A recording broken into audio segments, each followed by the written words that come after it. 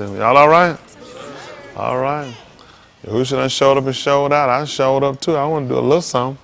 Ain't that right, too, to be alive? And I about to come to Yahuah once again. Didn't have to do it, but it done it again. And we are here. Ain't that right? All right, that's all right. We got Brother Suffering back on the scene over there. Ain't that right, Brother Suffering? Yeah, I tell you, man, this thing come through here, man, this thing wipe you out a long time, ain't it? At the air. Y'all can cut it down a little bit. Yeah. It ain't that hot yet. I love him. I had like that. He would come in, he be fanning and everything. So, man, ain't nothing wrong, man. Something wrong with you. It's cold over here, ain't he fanning? With a Hawaiian shirt on after Labor Day. You usually can't wear a Hawaiian shirt after Labor Day, isn't it? And that's what the white folks say, you can't wear white. You can't wear white. It's after Labor Day, it's unfashionable to wear white. I'm going to wear it when I can wear it. Isn't that right? That mean you got to wear dirty drawers? I was like, the drawers supposed to be white. You need white drawers, and that way you can see where you mess up at.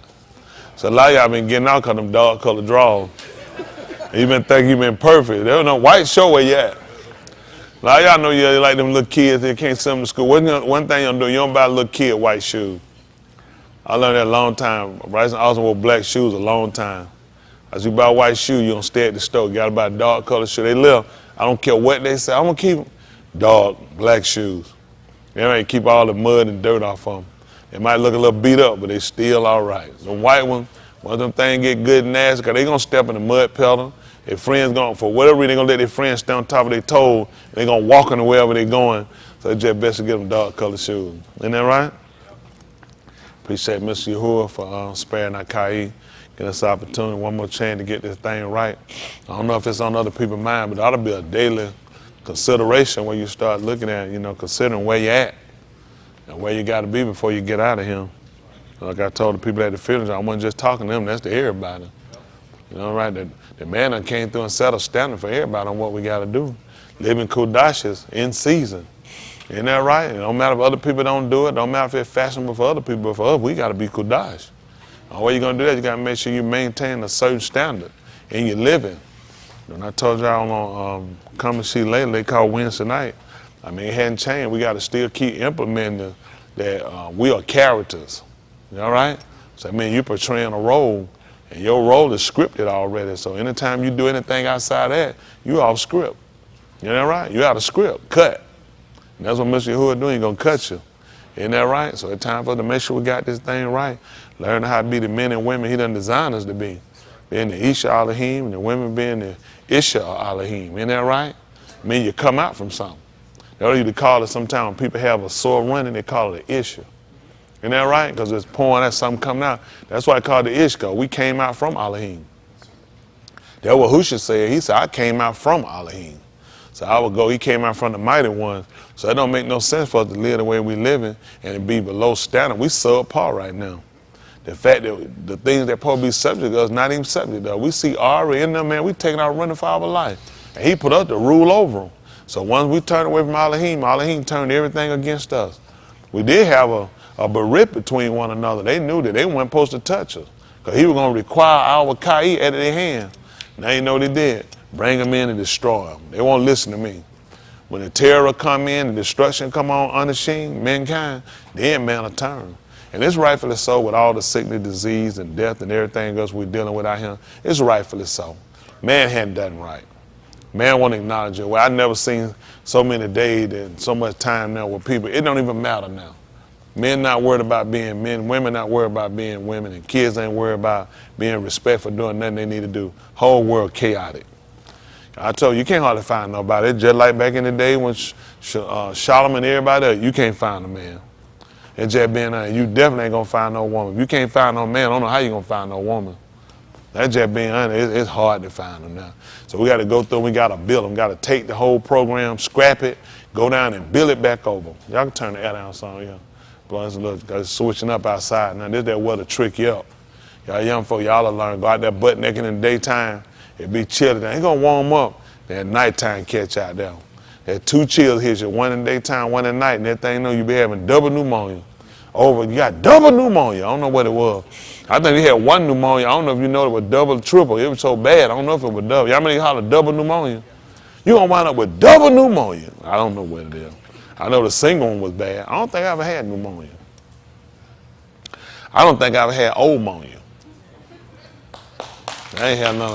Yeah, young pneumonia. So what? When I was small. How old was I? I remember everything I done. 5 or 10. How old was I? Yeah, that wasn't me. About 3 or 4. I remember. I was walking to the store. I would have known that. I don't remember having no pneumonia. The folk were telling me, hey, look at that little boy walking the store by himself. I ain't never heard nobody say, look, he got pneumonia walking. So I don't know if I had that. Probably the other kid you had. Then my sister had pneumonia. That's who had it, that I thought. So you got it mixed up. If she had it, I don't remember because I know I would have wrote it down somewhere. I was writing back then I could spell. Just throw out any word I could spell it. Throw it out. Sam. I don't like that one. Give me the one I like. If throw something I like out, isn't that right? Don't just throw. You know what I'm saying? You throw it. I'm saying you throw it, and not so fast either. Isn't that right? Isn't that right? Gotta get some word. Really, use it in a sentence. That's how you know if it's a real word. How you gonna use that in a sentence? Samsung. That's what I'm saying. You can't do nothing with that. Isn't that right? So you gotta use words you like. Cat. The cat. C-A-T. See, these are words that can be used around your house in a hat. Wear my hat. H-A-T. How many of y'all other kids can spell like that? See, you see how it just flood. How old are you? How old are you? 12. So you passed the 5th grade. What grade you in? 7. Yeah. So I'm going to throw some words out here and just see what you do with them. Are you ready? Don't worry about it. Take too long. When I said take that long, I said, when I see them trying to process it like that, see, right there. I'm just turning here. I want you to throw it out there. Whenever you get ready. IT. I ain't have to think. It's like all the words is burned right here. I just know them like that. How many rest of y'all kids know words and spell pretty good? It's a lot of y'all hands up out here. Kev, you want a word? Yes, sir. All right, you ready? You sure you ready? Possible. I won't say. Bat, don't worry about it. See what I'm saying? When I see them freeze up like that, they try to start resting. See, the reason why I can spell these words so fast, because I know my ABCs. So I know where every letter just fall at like that. So I used you last time. Let's use somebody else. Absolutely no thinking whatsoever. Just random out of nowhere. We'll watch him. Lady, better, who I don't know, just met her. Well, I'm going to let you just throw out a word, all right? There's any word you want to. I want you to do it, okay?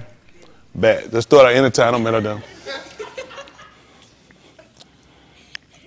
B-A-T.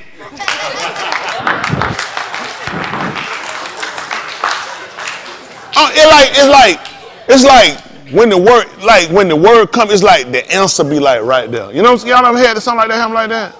I don't know if it's like some kind of super special powers or something like that. Cause when it come, it just come and the letters just fall in sync like that. How many of y'all kids like to have that kind of ability like that happen? Okay, I'm gonna need you to go in your piggy bank and bring me $5 every time you come to service. And I'm gonna teach you how to do it too. All right, I'm gonna try to get. All right, I'm gonna try to do this. How many of y'all good at math? Just the one that good at. No, I'm talking about good at math. All right, who ain't good at math? Really good at math? All right, who we gonna go with? Somebody said Jonah. Let's try Jonah. All right, Jonah. Come on, Jonah. Let's say something. Not real good. All right. All right. I'm going to show you a trick how to do that. I don't know how y'all just got it, okay? Now, I'm going to let you do it first, okay? All right. This is what we're going to do. I want you to think, I want you to call the number that I'm thinking of between 1 and 100.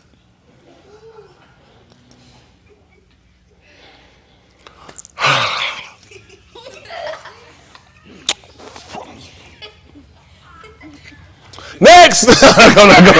Still got time. What you gonna say? 50 is good. That's the wrong answer, okay? That's good. No, you try. Give him a hand clap though. He did good. He did good. Come on now. Don't let you, because it ain't fair to do him that. Come on now. We got a person think am. There's some kind of scam or something like that.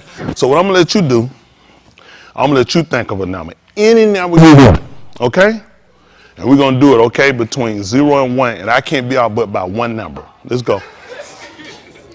Tell me you're ready. Just tell me. Go. 0. What number you thinking? Actually, about 1. I was on all about 1. Give me a clap. Now you see the difference?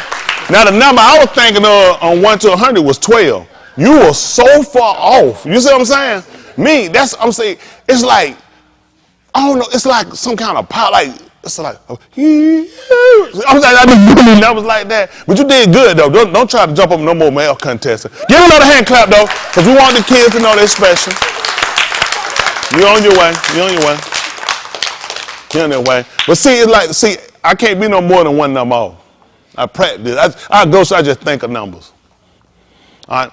I want you to think of a number between 1 and 10. 8. Are you ready? Just tell me when you're ready. Just holler out when you're ready. All right. Just holler out when you're ready. 8. Here we go. Go ahead and clap. How I do that? How I do that?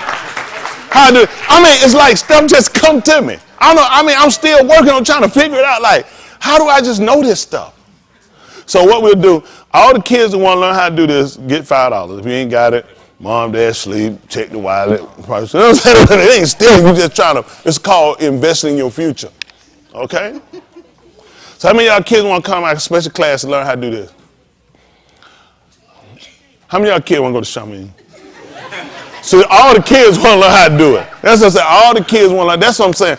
I know now I can't teach all y'all at one time, so we have to work. Some of y'all is going to take more than $5, okay?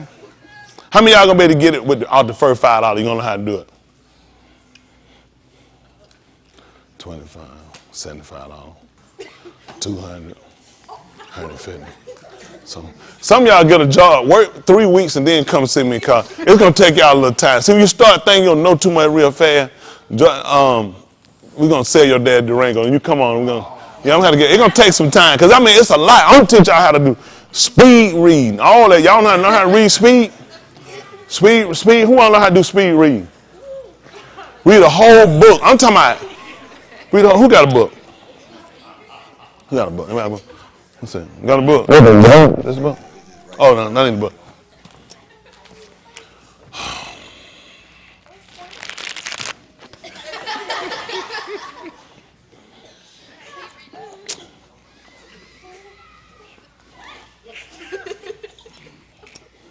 $5. $5. Every time I teach y'all how to be able to do that. Somebody want to ask me, I want to challenge me on this one I'm going to do. Dan, I don't know, Dan, I just met you tonight. Because I ain't see you. So give me a hand clap. Just met tonight. So we just met tonight. Just what we're going to do is just challenge me on one to see where I'm at. And that's only fair. Because how many pages in that book? Can you look? How many pages? Does it number the pages? Yes, sir. How many? Because I was looking, I was going so fast, I might miss the page numbers.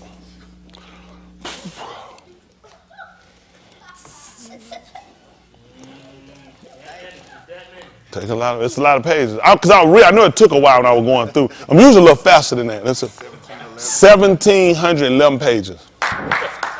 Give me a hand clap. 1,711 pages. What I'm going to do, out of nowhere, I'm just going to pick a page. Any page.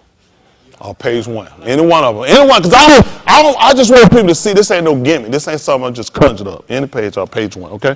We're going to try it. Okay? And he's going to ask me, what does the second word say?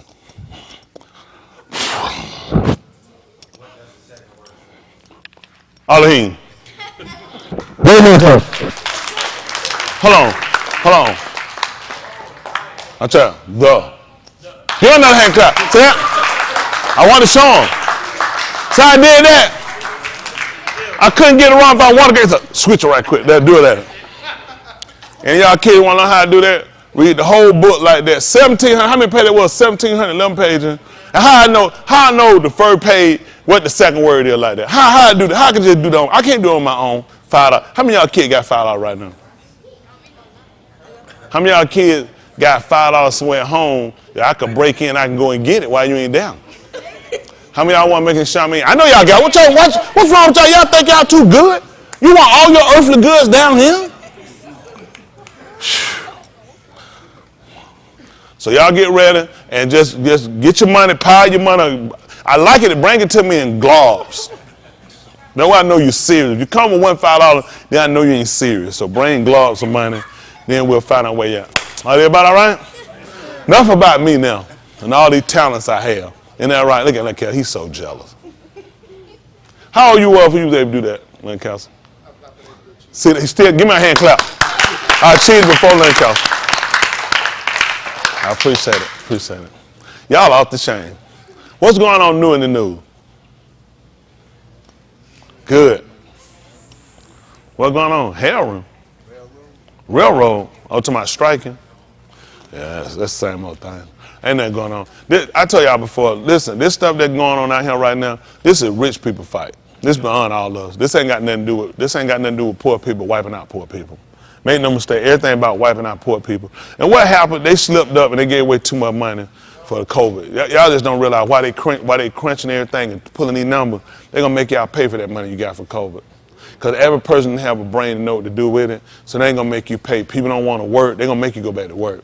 At-home workers, you going back to the job, brick and mortar. They start looking, it was a bad idea to let everybody work from home. See, you got to look at how many people you affect, gas stations, restaurants. There's a lot of people you affect. You affect the car market, because the more you keep driving your car, you're going to need what? Tires, repairs. See, all this stuff is important. It's important. People didn't realize, and they're going back looking at it, this was a bad idea. At first, they panicked. Everybody go home. Everybody work from home. Everybody go to school. Close schools down. Then you look at bus drivers, cafeteria workers, teachers. They teaching online. What the cafeteria worker going to do? They going to feed online? Your kid going to lick the computer screen for breakfast? No, they need your kid to come to school. They need your kid to spend money. They need them to spend money. It's school clothes got to be bought. So all this stuff is an industry. People don't realize this stuff is an industry. See, when you poor, you don't really think nothing about it. You just think that things don't affect things. They set this thing up like a food chain. Everything is in a chain. It all works off of each other. And you're taking a lot of things out of the cycle. Y'all know that? Even insurance companies, they start cutting people premiums because people weren't driving as much. No, we can't cut no premium, too many disasters. We need money. We need you on the street. They start looking at business-wise, it don't make sense. Put you back out here. Even though you're going to have an accident, they need people moving. Then I'm going to raise premiums. I had to get my money back for all these disasters coming up. Federal government going to give me some money, but they're going to make me pull some of my money. My money come out the market. With all these disasters, insurance companies putting their money out the market. What you think happening to the market? Good answer. Because a lot of people don't realize all this stuff affects each other. So when you take certain things out, it affects other things. Y'all got it? That's true. Even these churches hurt. They had to open them doors up. That stuff played out. How long you think these people going to keep sending tires online? That folk know they ain't in there. Them people like, I ain't going. What I'm paying for? Ain't that right? After a while, they going to get up from the screen, walk around, do other stuff, just let it play, and go somewhere else. Because them people know they ain't in nothing anyway. They got to get them people back there. Church got to raise money. Hoes got to eat. How y'all think they came out with whole cakes? That's true. That's why. Because the hoes got to eat. You know, that's the truth. They had to come up with them. They had all kind of foods for everybody. They got children's food, everything. You know what they forgot? Hoes. So how they invented whole cakes. Isn't that right? Because they got to eat too. Hello? I was just asking. And I'm going to tell you, on the empty stomach, you can't go but so long. So they invented whole cake because you got to be fair with everybody. Everybody feel all right tonight? Does everybody feel normal? Where are my normal people at?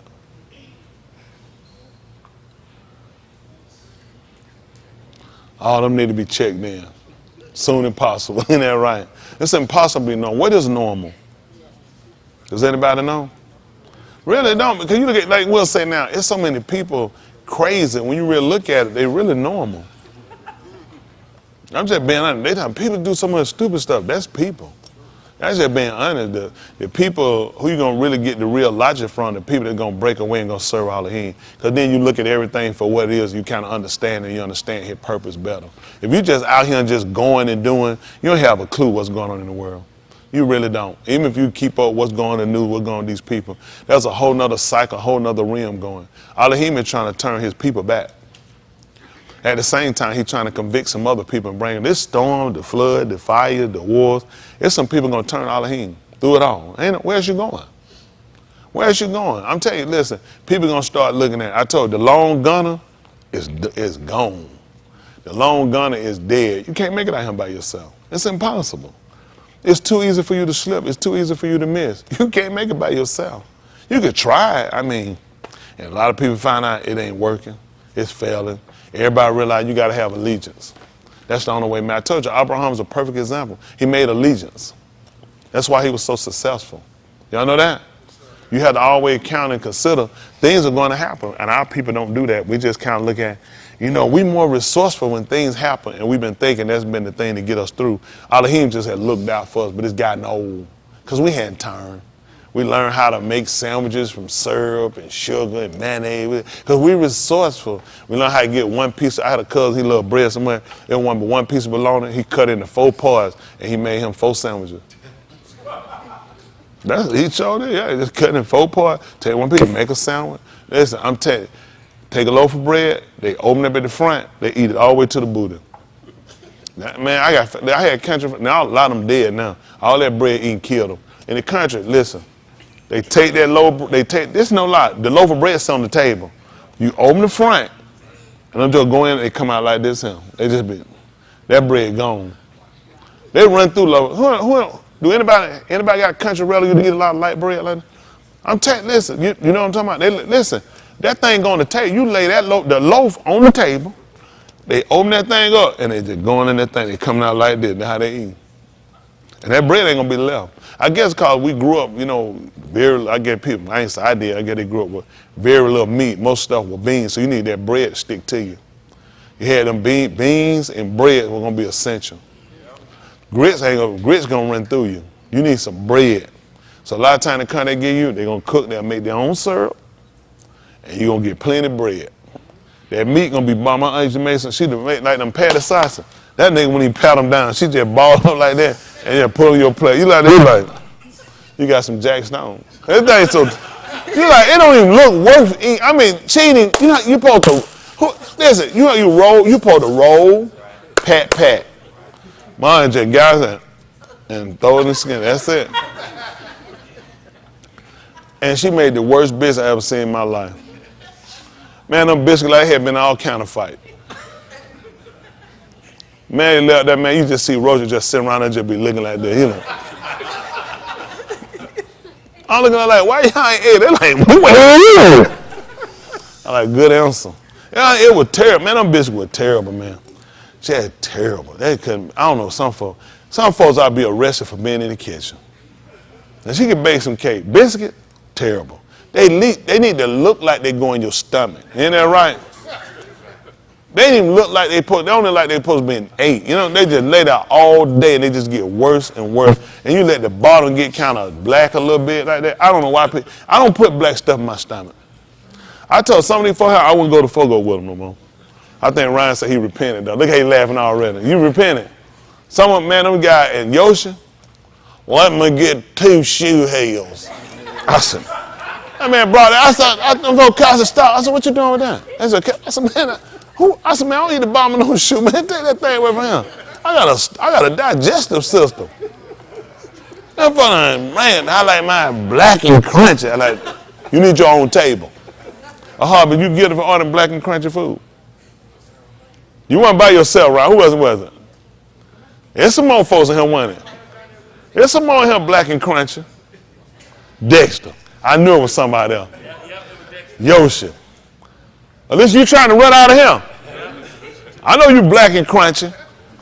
And like, what do y'all get out of this black, crunchy, burnt up meat in y'all stomach? They said charcoal supposed to be good for your teeth. I don't know about your stomach. Usually they give it to you if you're trying to throw up, you ate poison. How many of y'all like y'all meat well done, like burnt up? Yeah, it's really, y'all don't know, it's really bad for your digestive system. You overcook meat, it's really not good for you. Because you cook out a lot of things you need. You want to cook your meat to a certain point. But you don't want to eat the food like black, crunchy. You eat it, and that stuff just start breaking up like, charcoal briquette. I say Chris one time, he had a steak one time, he was eating that thing so black. I said, stop. I said, don't eat that. He said, no, preacher. I said, stop it. I said, don't eat that. I called him, I said, come on. Called him, I said, look at that. He said, let me get that.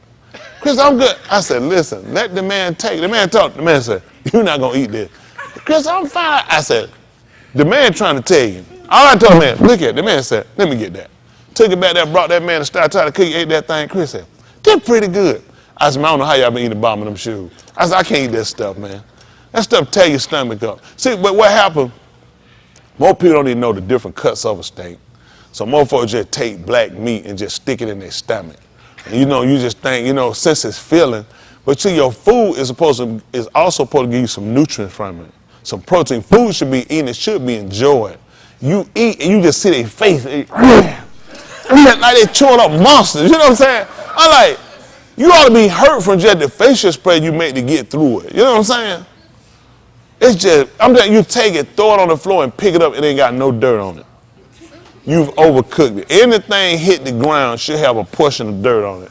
They cook it so hard, you put it out, it's still clean. The dirt refused to get on it. Don't eat it. So I'm trying to help y'all out. So how many of y'all kids want to learn how to eat meat the right way? How many of y'all want to go to Charmaine? Okay. So all y'all want to learn how to eat meat the right way. We're going to teach you how to do it. Teach them how to eat life. I can't eat steak, it's too tough. It's because of the way you cook it. You got to learn how to cook it. Then you got to learn how to eat it. You can't cut no piece like this and shove it in your mouth and chew it for 20 minutes and the side of the skull done bulged out. You got to cut it where you can eat it and you can digest it. See, all this stuff people got to know. I know some of y'all look like supposed to just cut it, just eat the whole half of steak at one time. You got to cut it in where you can chew it. Use your teeth to chew it up so your stomach acid can digest it. That's why a lot of people don't eat beef. I don't eat beef. Beef too tough. Beef. Shut up lying. You just don't know what you're doing. You got to stop trying to eat the whole thing in 2 bites. Is this happening to anybody? How many of y'all guilty eat too big a bite? Mike?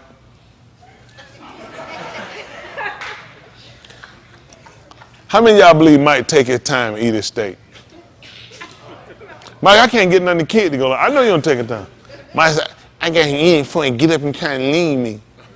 I seen Mike that was at the gas station. I seen him struggling, walking down the street. That joke just stopped and looked at hard and just daydream. I was pumping gas. Said, is that Mike? Listen, he just stared at the side of Hardy. He just sitting there looking. Then he walked in the front of the street. He just stared and looked at it. Then he walked around the Hardy. I said, is he finna rob the place?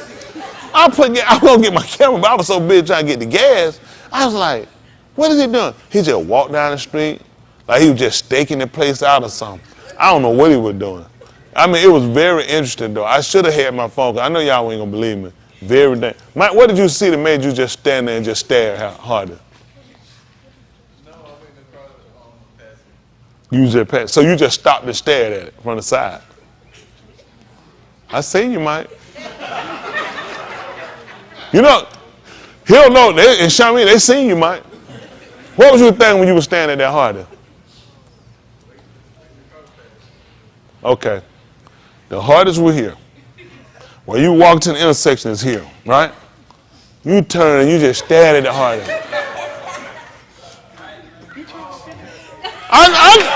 Yeah. I know what you did. I was sitting, because I'm part of the game. I'm sitting there like, I seen the guy said, is that Mike? I'm like, is he casing the joint out? I'm like, what is he doing? What would you think about it? They had some good biscuit. I was thinking about it. I said, should I get some Hardee's? You need some what? I said, I was going to get some. From Hardee's. You said, no, you don't get none. Where you wind up getting something at?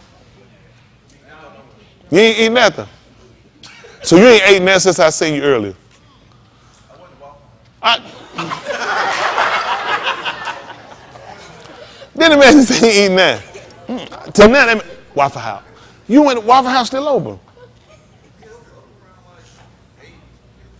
They don't close. You might home at 8:50 like they over when you got there. No, I'm saying they still. I thought they were closed. You know, they fail every health test they can possibly have. I'm tired about these Waffle Houses. Honestly, these Waffle Houses are so disgustingly nasty. I'm being honest with y'all. I ain't gonna lie. I used to eat out of them.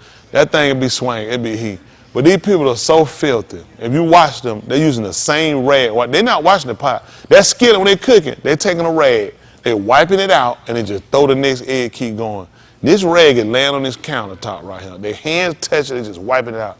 And they go in the refrigerator, they're going to get your meat, your bacon with their hands, they're going to throw it back here, they're going to keep playing around over here, go there to the dish thing. They're not using no dish, they're going to just wash it out with some water, throw it back up. They'll rinse it.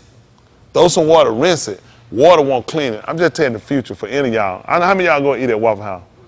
You want to make it the mouth cool now, you got to start now. This is your first time. Somebody like you on the transgressor.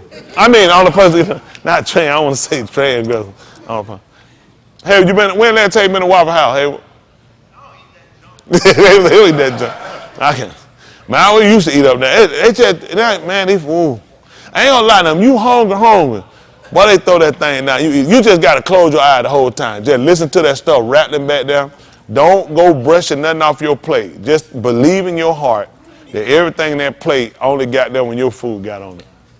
And that spoon, believe they washed it and they just, and you look like the spoon look like somebody licked it. That's the towel mark.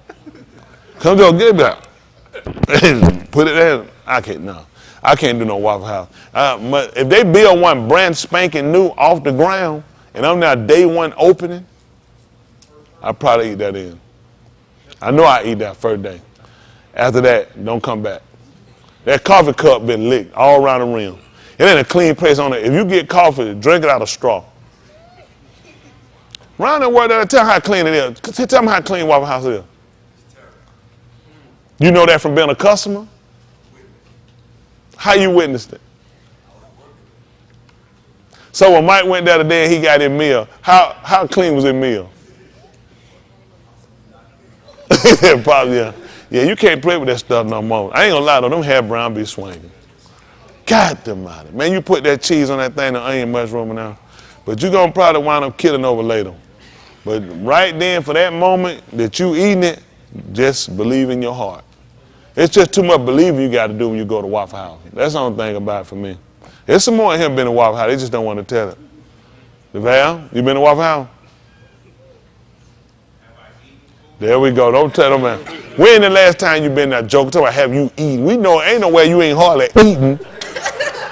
When the last time you went there and ate, joke? All them quit them. Have I eaten from? Okay, then we getting close. Was the restaurant? Did you stop by the counter?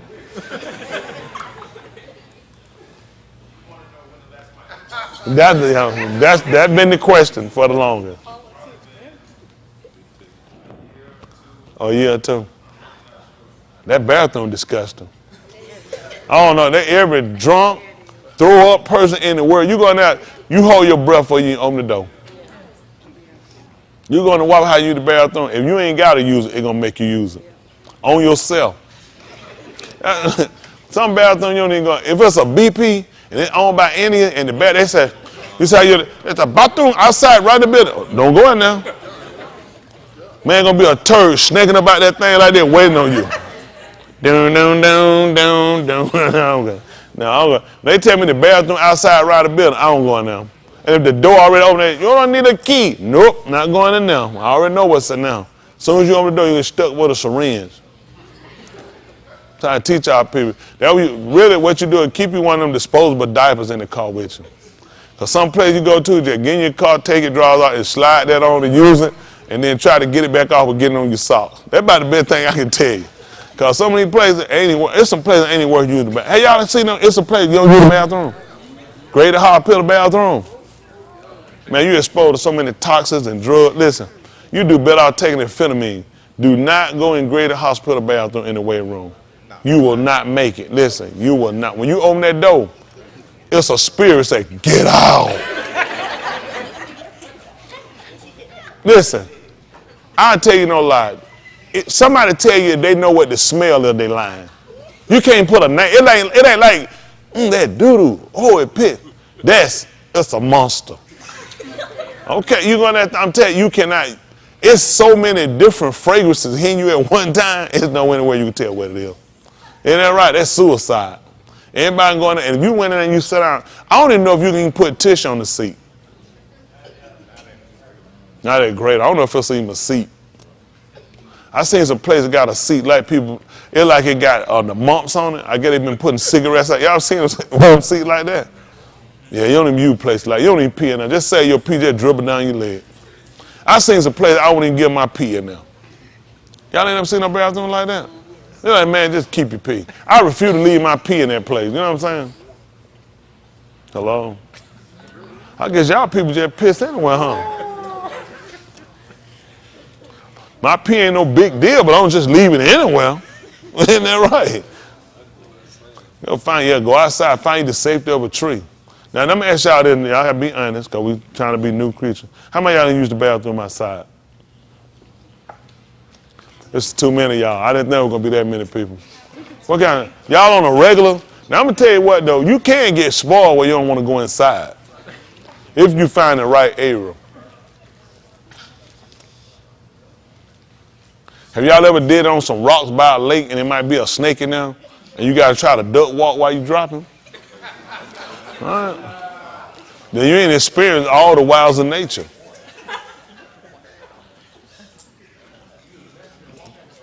Listen, man, when you don't know what no show that, you got to move a little bit with it. It might be uncomfortable. You get bit back there, that's going to be really bad. Who you think going to cut your butt and suck that out of there? Right. Man, you gonna die right now. Yeah, right. What you gonna ask me? Hey, man, cut my butt and suck it out. Hey, you better go get one of them monkeypox niggas. You got to be ready. All this stuff, y'all got to be ready. You don't never know where you might get stuck at. They're trying to help y'all out. Any questions? Does anybody keep tissue with them? What? I said tissue.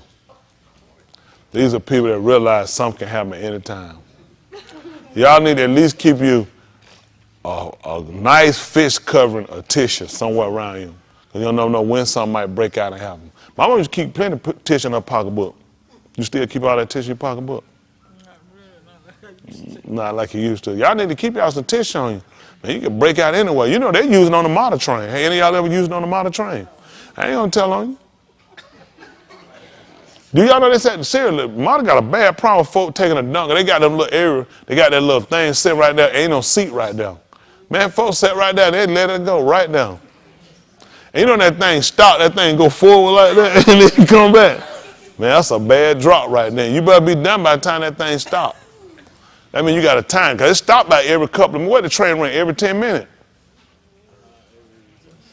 I wouldn't do good on it. I got to concentrate. I don't be trying to rough myself like that. I like to sit down and think about it. I'm telling you what bad. Once you done got through, you go and wipe, and then you get white, and something say, go back. He's like, go back? He's like, yeah, go back. And that reroute. Go with that mind. They tell you go back, go back. Okay, let me add that. Anybody pee, went wipe their hand and realized, Gary got there and realized, I need to go back and pee. Who done did that? See that? You're special people. I just want to tell y'all special. That's the first time. I don't pee. Just stop it. Special don't work like that. This is a whole nother group. So let me get it straight. All the rest of y'all, once you pee, you ain't peeing no more the rest of your life. That's all I just want to make sure. I just want to be on the same page. Once you pee, that's got that. You just once and for all pee. Where y'all at? That's what I thought. Human, you do that. You can go out there and you just miss it. You realize you finna go. How many of y'all had to pee before you leave?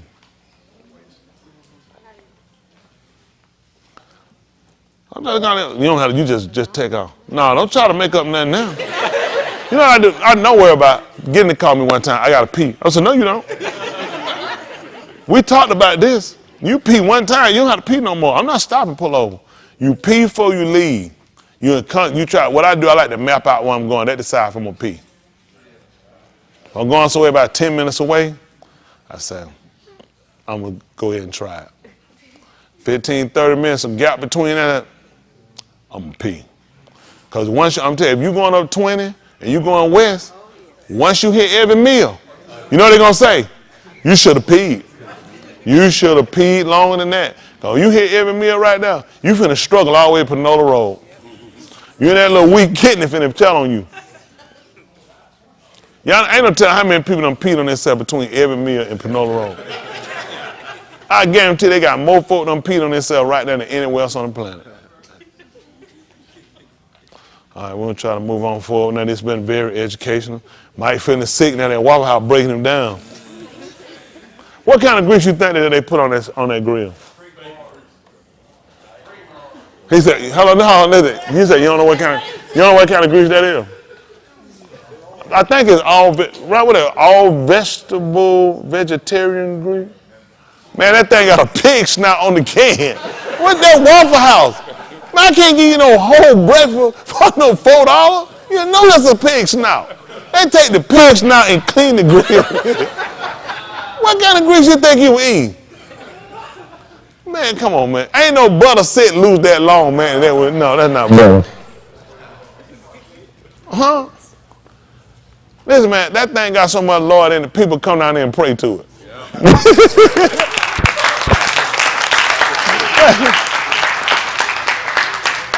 Hey, they had a drunk man fell out in the can doing, save me, Lord, save me, Lord, save me. You know, that's a good joke I was telling. Oh, good. I'm good. That's how you know it's funny. If you can pull a white man, you good. So how you feel? You want to get rebaptized? So you good. That man got a whole hunk of hog. Uncle, how much hog that man got? That man said he went at Waffle House. Do you think they using vegetable oil up there when they cook that stuff at Waffle House? Yeah, ain't nothing but a pig in there. Poker, they bought their food from Piggly Wiggly. They probably do. Ain't that right? But you be all right. Once you got, when you start that snouting, y'all know what didn't happen, done kicked in. All right, we're going to try to get ready to move forward. Main thing we got to do, get saved and start a Waffle House. Ain't that right? That's the moral of the story. And make sure you pee before you leave. I'm sick of some of y'all really hurt me today. All this, oh, I don't have to pee before I leave. Oh, I'm so bad. I'm so great. I'm so saved.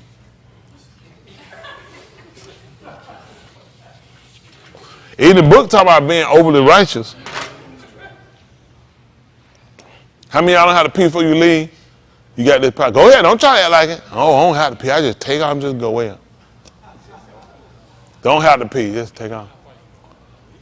Tell me, is you saying yes or no? Don't try to tell me just no. You got to pee. You gonna make it in. All the extra people, we still praying for y'all. Cause y'all too righteous. Kerry, you got to pee before you leave. You do a lot of peeing when you get here. I don't know who you trying to impress, trying to hold that little thing, trying to hold all that piss in it. Man, you let it out. You don't have to pee before you leave. Let me get it straight. You can jump straight up out the bed and just take off and go anywhere you want. Oh, no, I got people who don't have to pee. They wake up in the morning and just leave. How many of y'all wake up in the morning and you don't even have to pee in the morning? One. And I know where the pee at, too. Even then, we know where the pee at. And we know, yeah. If I let it all out while I was asleep, yeah. If I let it all out when I was asleep, I ain't got to go in the morning. Man, the first thing, that thing wake me up at night. Every time, if you have the frequent urination, I'm like, man, y'all need to send me one of them bottles quick. I got to get up and pee. I don't know, these folks can hold pee all night. I tried it. But that pee wake you up. You go to that pee, that thing get to drilling. And you have that dream, you stand in front of that toilet. Listen. You just, I just touch around enough. I only want all my eyes to see it. I want to just take my time. Like, I'm telling you, if I was a kid, you do that, man, you make a mess. How many of y'all had the dream pen? Oh, there we go. The righteousness coming back out of the phone. Now we get back to him. How many of y'all that dream became reality? It'll happen, man. It'll happen. You can't play with it. You got to keep your mind right. They used to say I tried it though. I was just one of them kids. They say you get somebody and put this finger in a warm glass of water while they sleep. They'll pee on themselves. I couldn't get them to work. I tried it on them. I just wanted to see them pee on themselves. You know what I'm saying? I don't know. I just one of them kids like that, just interesting. I had some more water I poured on one guy. He got drunk. He got on my nerve. He got drunk. I didn't even know him. He was just talking, just drinking. He fell asleep. He was laying on that floor. I just got a bucket, warm water. I just started pouring it all in the behind. I just poured it all on. He was sleeping on that floor. We went, listen. It was warm. He was just sleeping. So we got up every morning. He got up. I said, man, I said, get out. I said, man, take me to the store. He just laying on the floor, just talking. He just talking and I was just talking away. I know I'm with it, paying good. We just sitting there. He just steady just talking, just holding off. So a little bit, we haven't got about it. We finally got on up. He drove us up there to the store and we went down. He on up here wallet. Listen, he had standing water in his wallet. I had poured so much water in man. Listen, he opened his wallet. That man had a puddle of water in his wallet. Man, we cried laughing. I told him, man, I had poured that water on him. He said, man, I'm so happy. He said, I thought I pissed on myself. I was so embarrassed. He said, I done got here, ran my mouth, then pissed on myself. Yeah, I had some good time back then. That's that good, clean fun. Y'all ain't never had no good, clean fun like that? Tie somebody to the bed, start hollering, fire you, and cut the light. They can't get a loose. Seriously? Y'all ain't did that for real? Y'all had some boring lives. Man, that's not the best fun you had. Listen, we had in the country, they had them old metal bed, them real bed. So I couldn't went to sleep. So I just got that belt, just got them hands, just tied to that bed, and just locked the hand in and just fire. It's pretty interesting. You'd be surprised. he wanted to get out of it. He didn't worry about it. He just wanted to go. If he could have took that bed rail with him, he'd have took it. But unfortunately, the bed rail stayed. So y'all had some pretty boring childhoods, huh? What happened? I said I had toys.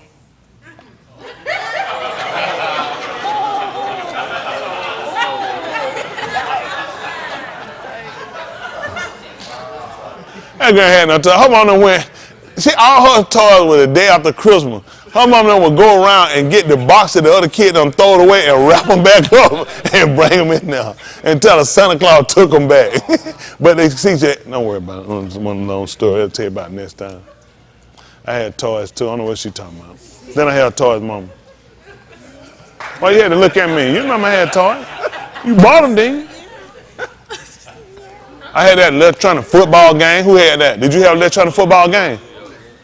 Did you have an electronic football game? Did you have an electronic football game?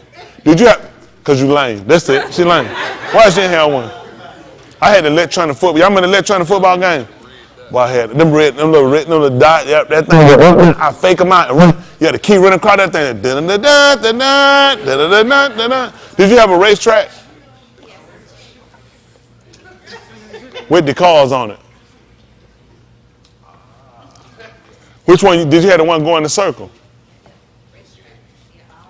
Mine went straight. See, they saw me I had a future. When you going round, where you going? Nowhere. And exactly, nowhere. Mine went straight. Y'all remember the end of that fight? You put the car in them and you snatch it back and shoot the car down there wide open. You miss your car, jump in the air. I wanted one of them that went in the circle so bad. I want my friend how they cut the lights out. It had the lights on the car and they go around now. Oh my God. You just looking at you like, why I couldn't have one of these, right? That thing, come around. Y'all that turn the lights off. Y'all had one of them had the little lights on the front of it. You had one of them days. Who you stole yours from? I mean, who you fucking? You like you were roguish when you were little. Was you roguish? How I know that? Give me another hand clap. Give me $5. What you stole, Daisy? What all you stole when you were little? Oh my goodness. Was you a pedophilia stealer? Not like a child stealer. Ain't that like a child stealer? When you're a kid and you steal cars, ain't that like pedophilia stealing? It's like a fixed station of stealing kid toys.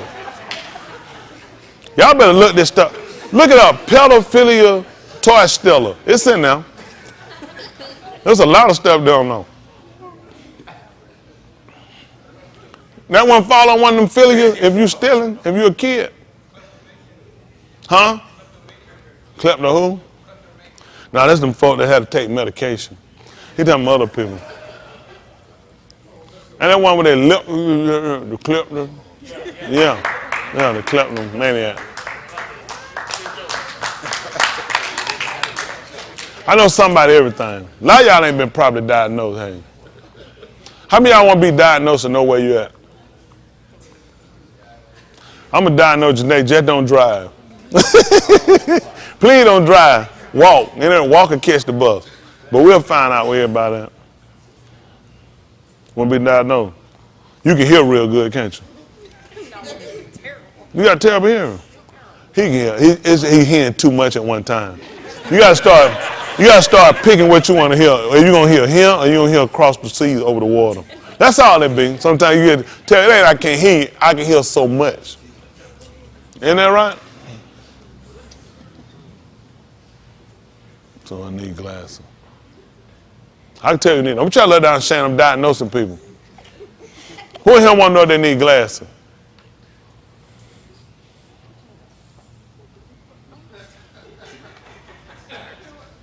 Who else want to know they need glasses? Rasheed, you need glasses. See how I know that? Give me a hand. You need glasses. Raise your hand. Give me a hand clap. How I just be knowing all this stuff like this? It's just coming to me. You need to get your glasses back. You know who is who. Are you driving any better since you wearing glasses? I do. You do? Why you laughing, Lynette? Lynette didn't do this like. So you been driving better? You run over less people now? You know you're driving better when you run over a tractor trailer in a car. How you do that, Uncle Ted? Run over a tractor trailer in a car. That's how. Y'all ought to change. All right, we're going to try to get ready to move forward. All right? Chris, you with me? Yup. We finna do something. Be ready. Gotta be woke. Y'all ready? All right, come on. Y'all go ahead and sign the cartos right. Y'all ought to change right here.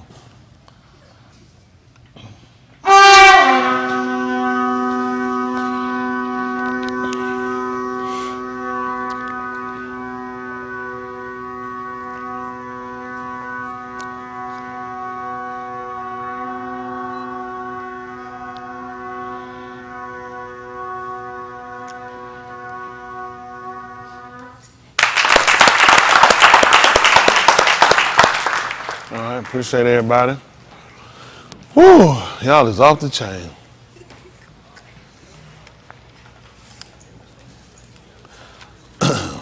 Time to go to work.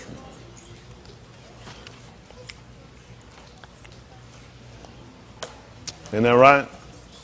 See what it does say, Mr. Yahuah. All right? All right. I know we're starting at Romans chapter 15, verse 4.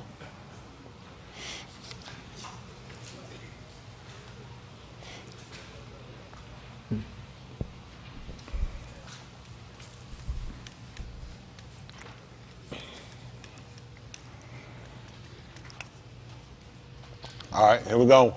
Romans 15 and 4. Listen. For whatsoever things Nikatah before time. So whatever was written before. Nikatah for our lamed. Now I said it was written to teach us, to show us, to instruct us. That's our goal, to know why we're using it so we can get better. Listen. That we, through endurance. What you said? Hold on, we just the same thing. You jumped on the last word. Hold on, I want Buck to tell. What is it, Buck?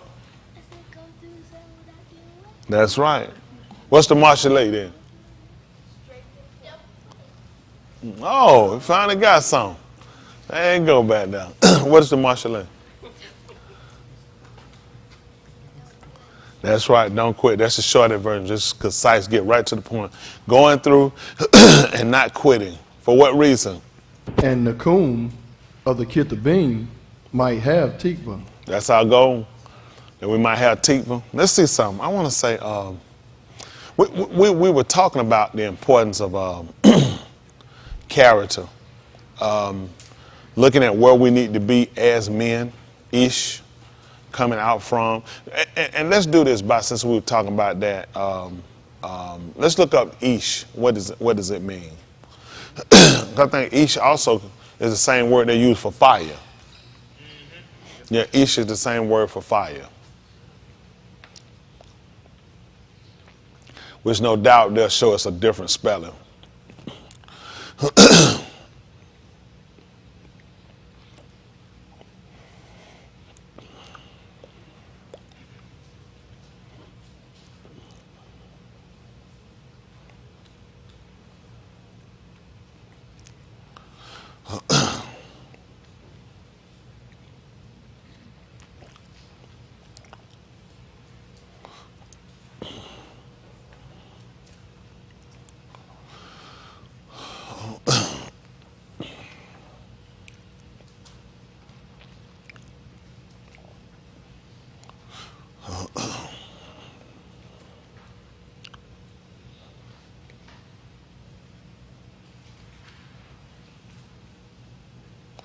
We talked about before with salvation. I guess with all of this, what we do, I think I'm kind of getting to the realization of really trying to focus your mind on seeing what it is you're trying to achieve. If it's just something you're saying, it's not actually I don't think it's actually going to come to pass for you. Because a lot of effort had to be in behind anything that happens. Effort. It has to be something, like a force, something that causes something, to happen. And that's the same thing with our words. We have to have a force behind it. If it's something that we say we want to do, we have to envision it. And then when I envision it, then we have to put a force behind it to make sure that we can make it actually happen, what it is we're trying to achieve. A lot of time I think for us, we just say something, or we start to, in a sense, believe something, but we don't believe it into a sense that we actually see it. If I asked who in here really wanted to be saved, no doubt everybody will raise their hand. But that's not something you really envision in doing. And I think the reason why we don't really envision doing it, because it's not practical. It's not practical for us to believe that we're going to go somewhere, and we're going to live somewhere, and we're going to be with a being and other beings and just do right and just live for what? Because you always see yourself failing in some point or some aspect. You either see yourself as a failure or just feel like this is just your life, disappointment, things not working out or happening for you. We don't want to take everything that happened to us in this life as the reasoning of why we won't be saved. Things happen in this life regardless of whether you're saved or not. There are some people, things just kind of click for them and go. But it's our belief that this is their reward. And he doesn't cookie cut us in a sense. Every one of us are individually made, and the life and the things that we all endure are different. Although similar to a lot of people, it's a rarity that you wind up meeting or knowing somebody that you have those similarities. The things in common, whether the fears, the phobias, the hates, the loves, the disappointment. Sometimes you might meet more people, you might say, y'all got things in common that's toward positive. But a lot of times when it's a negative type thing that kind of draw or pull on you, you feel like y'all alone. Misery has a way of kind of defeating us to make us feel like, it's just you. It'll single you out. You can let your feelings single you out to feel like it's just you. It's just you. Life is great for everybody. People just learn to deal with life. Some people deal with it by not acknowledging it. It's some people they're good with. My lights get cut, it's what it is. I ain't did nothing toward paying them, so it is what it is. Things just kind of happen to me anyway. If I don't pay my lights get, how things just kind of happen to me, I just didn't pay my lights. And then they'll use that to kind of justify the reason of why they won't be saved. Are y'all kind of understand what I'm saying?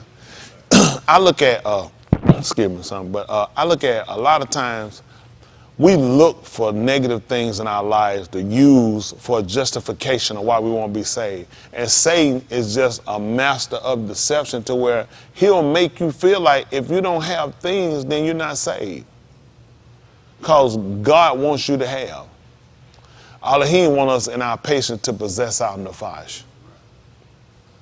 That's what he wants to get. The knowledge of first. The understanding, so we can understand. what it is he made man for. Man has missed his man has missed his ideal purpose. That's why everything around him is chaotic, and nothing is stopping him. Nothing is making him say, "Oh, if I just got a series of things just hitting me, at some point I need to just stop for a second and say, what's going on? This is a lot coming at me at one time, just constant. I should be considering. It ain't like an incident happened, a situation happened down the road later. A lot of us see things constantly happen to us, and at some point we have to start sit down and take inventory of where am I? How am I actually doing this? What is he trying to get me to see? What is he trying to get me to acknowledge? And I think man, Ish has missed that. He doesn't even inquire. He does not even inquire of his maker to know why. He does not. He don't even care. He's just like, hey man, it's what it is. Stuff happen. Things don't just happen. Y'all got it? Life has a course, and it's got its recourses when we mismanage it. When we take off to do our own thing. I just want to be real with y'all. I've been there where everybody gonna be saved but me. Listen, I'm demanding salvation, not by my mouth, by my life. I will convert. I will change. I will do whatever it do to get me in. I will not be counted out, and I'm not going to count myself out. Now, that's not something I'm going to take on because I'm going to say it with my mouth. I know my life has to exemplify that. There are things that Elohim acknowledges. Let us do the things that he acknowledged. That's it. It's no hocus pocus. It's no magic. It's nothing running through a room to push us down or throw us or pick us up. It's us acknowledging him. Are we familiar with the time when the Spirit came in and picked up Abraham and threw him down and carried him away? Abraham believed, and it was accounted to him. So I think a lot of time what happened for us is that when we read, a lot of time the people we more or less kind of fixate ourselves on are people that we've seen some incredible things happen for them. Some things what we look at out of the ordinary. A lot of things that happened for Abraham were things that were similar to me would be somewhat, for me thinking right now, were ordinary things. No Spirit didn't pick him up and land him into the land. He told the man to get up and he had to go. He had to get him, he had to go and take his wife with him. Abraham had to go. He didn't go there, and Elohim gave him this incredible vision where he can see lands from Har to Har, from mountain to mountain. Abraham had to walk it. Abraham had to walk it. And when his nephew was taken and all their goods, Abraham did not go on his knees and pray the prayer. And then Elohim restored him. Abraham had to go and fetch him and bring him back. Abraham had to fight. Abraham had to war. Things that we do. We look at, man, why I have to keep fighting? Why I have to war?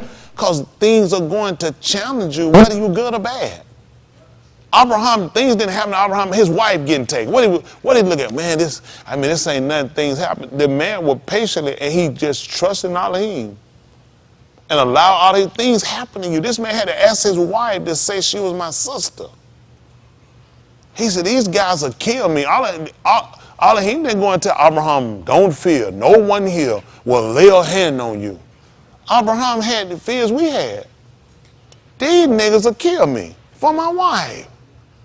Do me this favor. If they ask, tell them that I'm your ark. Tell them I'm your brother. And I'm going to tell them you my sister. And that man had to watch his wife. Imagine what had to go through his mind. This man got my wife up here. I can't do nothing about it. These people will kill me. And Abraham came to that man in a dream and in a column moon, let him know, don't touch her. And matter of fact, tell him, you're a dead man. That'll get your attention more than anything. You'll jump about your dream. Woo, woo.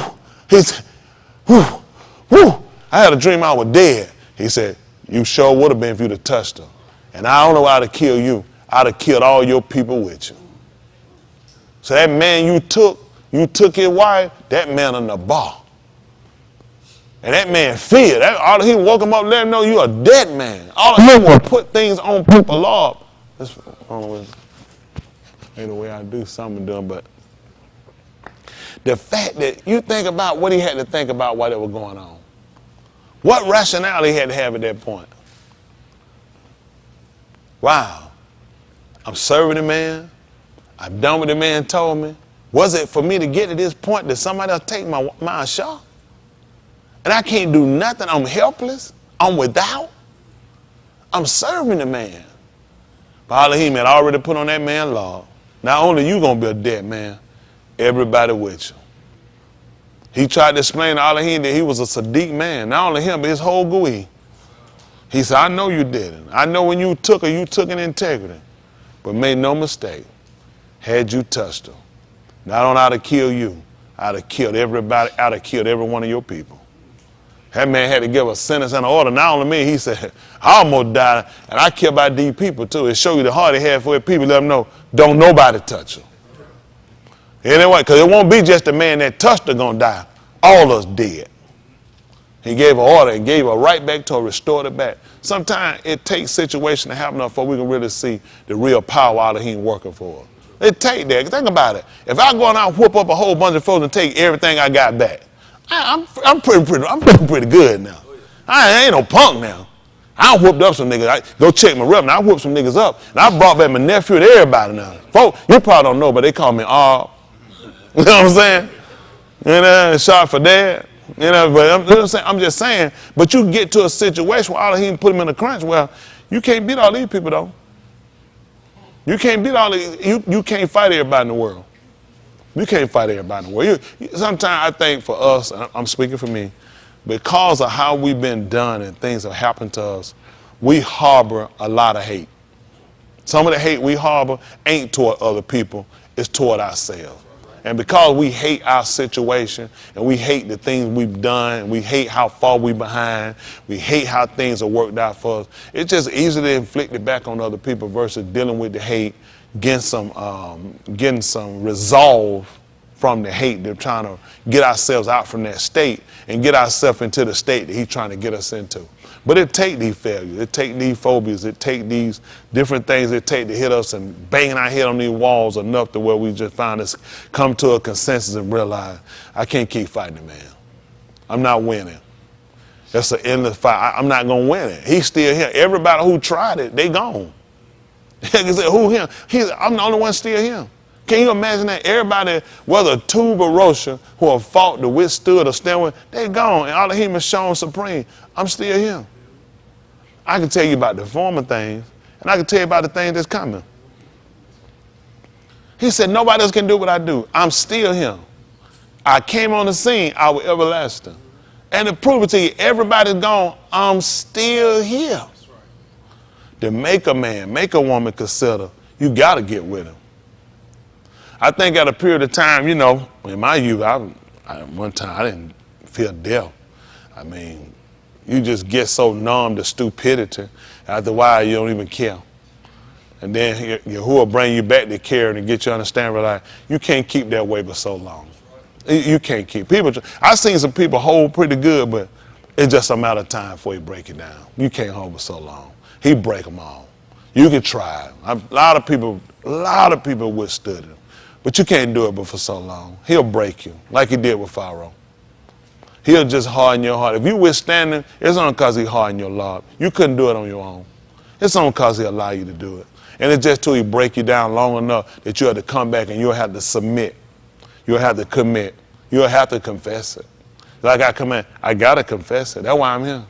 All the years of stuff I did, I got to confess it. Bring me right back to man. I fear that man with everything now. I fear him. He got too much clothes. Man, one drop of spit going down. They keep saying, goodness, one drop. He said, all that for a drop of spit. You really want to keep trying to withstand me? I make a heart flutter. Make you sit up trying to figure what would that? I need to go to the doctor folk, get through and test you and get through with all that stuff. Say, we don't know what's wrong. He said, why not do it? You want to try me? I'm trying to tell you that, man. I remember one night I was asleep. I had my eye had rolled. Man, you to push that thing out. I did and scratched my pupil. Man, it was a Super Bowl time. Y'all what? Man, I scratched that thing. I couldn't open my eye. I just had to. Listen, I was so mad at myself. I was in my sleep and some kind of way I had to. I tried to rub it back and I scratched my lip. Listen, I had to just walk around my eye closed. All I could do was just lay in the bed. And my head was hurting. I was so frustrated because I couldn't open my eyes. I just make you just realize something that simple. Something that I wasn't playing no game. We wasn't doing something. Somebody hit me in my eye. Nobody throw nothing. Just in a sleep and just wake up and they got to lay there the whole time blind. Just lay with your eyes closed. And then you just saying like, how you going to make your mind? How this happen? How this happen? He'll do things sometimes to set you down. It'll be a small thing, but it'll be a great thing because we're people where we're so forgetful of how the smallest things that we think are small ain't small. I'm just laying here, TV on, I'm sitting here listening to this thing. I'm like, I can't open my eyes. It hurt so bad. I scratched one lid and I just couldn't do it. I'm like, and my head was hurt. I like try to open your eye and it just made my head hurt. I was just like, just make your leg suffer till he ready. Wasn't no magic potion, wasn't no shot and open your eye. You just gotta wait. He put us in those situations that show us if it wasn't for that, I'd still be the fool I was. He had to show we too frail. We too frail, we too weak. It's too easy. It's too easy for all of him to break a man or woman. It's like, he looked to me like, why you gonna withstand me? He like, how you gonna do it? You don't have nothing to withstand me with. How you gonna come to me and fight me? How you gonna stand and, he don't know, who can reprove him? Do you know that man look at, if I set myself against you, who can stand? What'd you do? All of him did, think about it. I take everything I got and I just take it and put it again. How can you handle that? I couldn't even feel that in my mind. He said, I decided to take everything I got. I'm just going to put it on you. You like, everything you got? He like, it wouldn't make sense. There's no way you can withstand it. It wouldn't even be fair. He let the simplest thing come and show us, look what I took you out with. Look how easy it is to remove you and take you out. Look how easy to just get you in the mind boggling. It's just the smallest thing. At some point, you got to start looking at it. It's time to really consider who you are. Consider how far we got. But when we don't know what the character is, we don't know what the mandate is, what he orders from us, how do you do it? Y'all know what we've been doing this year? We just been living. But we've been dead while we've been living. Like he told about the woman that liveth in place. He said she dead while she living. She dead while she living. So it's so many things that we taken for granted that we don't sit back and we really consider. Your youth, for those of y'all who still got your youth, listen, it's going to be gone from you so fast, your head going to spin. I know now. I know. I'm just running my mouth. Man, it's so far away from you. You're going to wake up one morning and you're going to be right where you're going to say, I don't remember what happened. I don't know how I got here. I'm just telling you, you're going to wake up and you're going to be like, you got to go back in, man. You're like, it's going to be some years. You can't remember what you did there one of them years. Time was scared like you jumped and skipped and got to where you at. Only all of him can do it. You sit down, I can't wait to be 30. I'm going to be 25. Oh, man, 25. I'll be 25, then 26, I can rent a car. 26, pretty much 26, you can get anywhere. 30, people got to respect. They say, oh, you sitting up there for when I was 20. Oh, you still wet behind your ear. You said, wet behind my ear. I'm 25, I'm not 20. Then you got to be in your 30s. Then they start looking at you different. And for like 30, you still a baby. You're like, God, I got to get to my 40. Then you're 40. Whoa, slow down. I need to go back to baby now. No, you pushed it. You want to get up grown and you want to be up fast. It'll come and take you before you know it. And that learn to appreciate everything Miss Yahuah give you. I'm telling you, learn to appreciate and take your time. But our goal here is to, first of all, let's go back and learn what is Ish. Y'all got me? I want to learn what is Ish. And then I want to consider that so I make sure I know who I am, I know what I am, and I want to know where I come from, and I want to know what does he require. That makes sense? I think we all do better. Let's see right quick. Ish. So he's telling us that the Aleph is Shiva. Y'all see the one dot? How many of y'all didn't know that? Hands. Shiva. See, this is important because this is where they get us at. See, if you look and they show you each, they're going to show you here. You'll see the Aleph, you're going to see the Yod, you're going to see the Shun, the Shun, but they put the dot here, so you're not using all of it, you're just using the S-A, the sh sound, Ish. This is what but he's telling you that your Aleph, when you're enunciating this word, actually makes almost a I-type sound. Hold on, this is Karik. It's an I. I said Shiva, I apologize. It's saying to make an I-type sound. Karik is the I. So it's saying it makes an I-type sound when you're saying it. So when we'll try to use the A sound we said, he's saying it's not making the Aleph sound like you think. It's actually making a I type sound. Y'all got it? That's what he's trying to tell her. Then you have the yard. That's why he had a yard here. Then he has the so the shun, which is the teeth, which actually stands for the teeth. He's telling you with the dot. So you're only using the SH. You're not doing, otherwise you'll say this, Isha. Because you see the shun. Y'all see it? So when he dot, he let you know you're not using the whole enunciation when you're saying it. You're just using the SH sound. The sh. Y'all got it? Ish. If you had the E on it, you'll be saying Isha. Y'all got it? Because it'll be the sh. So all these things he does to us, he's gone back and taken our language, and now he's broken it down by using the vowel types to try to teach you how to enunciate it. Because you see it, it'll spell the same way. It should spell the same way for fire. So let's find out what he is first, okay? A man as an individual or a male person. Huh?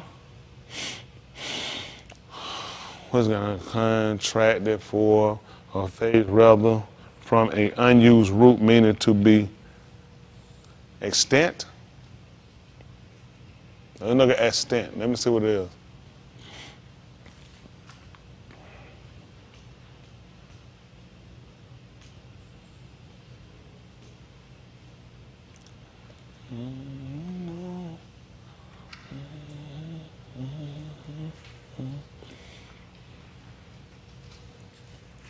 Still in existence, surviving. Wow. Y'all see that? Still in existence, surviving. It says special of a document. Surviving, remaining, abiding. Y'all hear that? Enduring. Y'all see that? Okay. Extent. Okay. Look about. Did anybody need to write that down, or y'all wrote it down? You need to write it down. You got it? You didn't get it? Put it back up. They said they didn't get it. It helps to understand what man's supposed to do. That makes sense. Man's supposed to be surviving. Isn't that right? Remaining.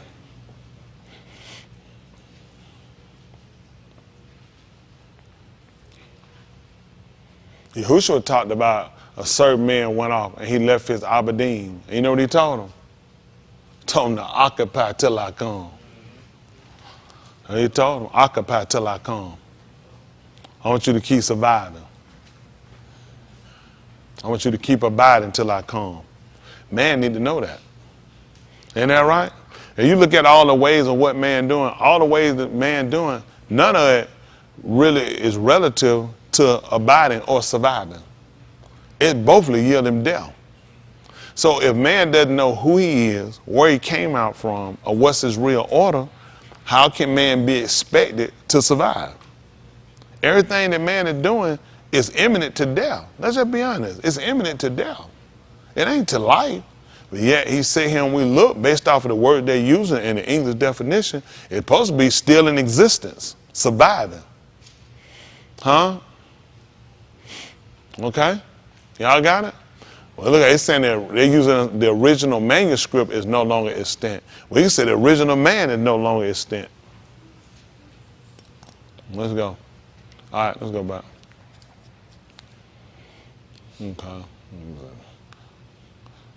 Okay. Adjacent to more than defiant term, in such cases, frequently not expressed in translation. Okay. A man, an individual, or a male person. Okay. So when we look at this, and we talked about before in Barashit, Barashit. Let me see. So let's look at something. Let's go over to Barashit since we're talking. Barashit 1:26. Let's just look at that. We'll jump down through him a little bit.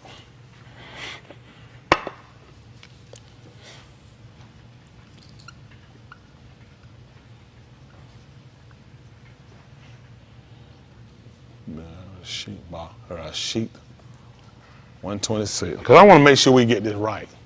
How many of y'all, I don't want you to raise your hand. I don't want y'all to tell no lie. I don't want to tell no lie. I don't want you to do that. I don't want y'all to be forced to have to raise your hand because you don't raise your hand. Then people going to look at you and say, oh, you ain't raise your hand. Oh, you ain't with preacher. Oh, you ain't trying to do it.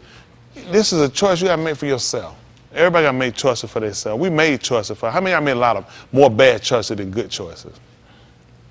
Then you can't afford to get it wrong.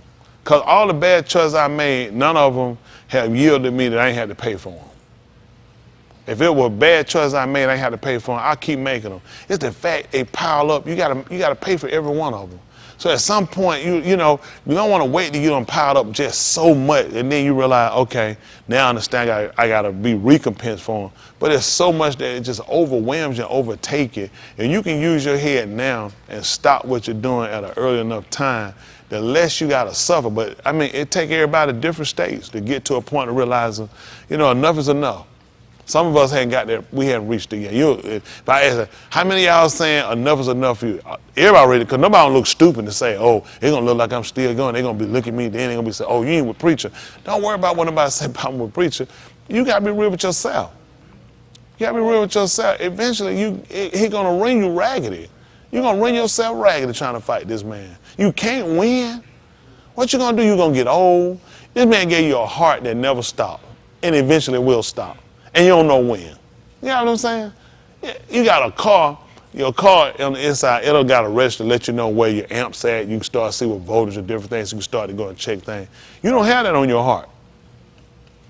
He got it. He said, best you just keep operating. I'll stop you after a while.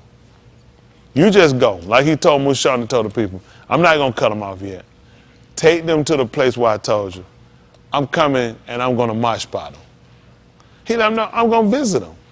So you think of how much time these people got in between him telling them that. They spent 40 years before they even got there. That's even after that they spent 40 just in the Bamart bar. Before they got it. So you think about it, that much time, it been a year, 2, 5 years. Man, they did pool for 38 years. They spent 40 in Bamart bar. That's before the time they had before they got to start counting 40 in Bamart bar. So you know how many people felt like they were over with, forgot? Who trying to remember something 40 years ago?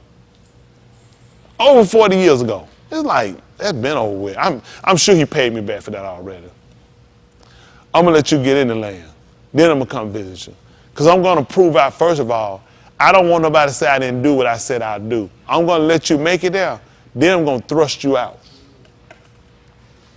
I'm going to make sure I cover myself that the people are going to be able to testify. You inherited the tube land like I told you. And I came and I thrust you out, just like I told you I was going to do. Time was a factor for you. Now you think about when you get cast out. You still that young fella you was then? 47, 50 years ago? You still the same fella? It's hard on you now, ain't it? And then you got to go back and look at, had I just listened? Had I paid attention? Had I not got myself involved with that? But now ain't the time to consider it. Now you thrust out. And now with this happening, you got to consider you ain't in your strength no more. Now you're in your weak days, you're in your last day. It's time for you to consider. A lot of us don't consider, we just keep going. Come on, yeah, it's like, the brain is just not calculating it. But that's what it takes to get tired of you. But you won't be able to say now, Mr. Yahuah hadn't been calm. You can't say Mr. Yahuah hadn't been patient with you. You just got to say, you just tried him and you want to see how it was going to work. You thought time was more favorable towards you, and it's actually not. Let's see. And the Yahuah said, Let us make Adam in our image, after our likeness, and let them have mashal over the fish of the yam and over the fowl of the air. Let me ask you for something. When he said, let us make man, is this Adam man or Ish? Adam. Okay. Okay. Go ahead. And over every creeping thing that creepeth upon the rock. Mm-hmm. So Elohim created Adam in his own image. Hold on for a minute. Is that still the 26th verse? And Elohim bara Ish. In his own image, in the image of Elohim bara he him, male and female created he them. That's two. Let's look at the 30. Let's say that's the, hold on for a minute. Somewhere in there. 32, 19. See that 32, 19. All our hadabarim. All la hadabarim.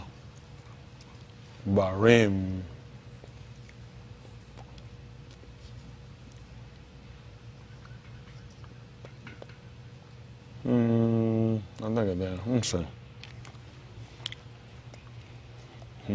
Okay.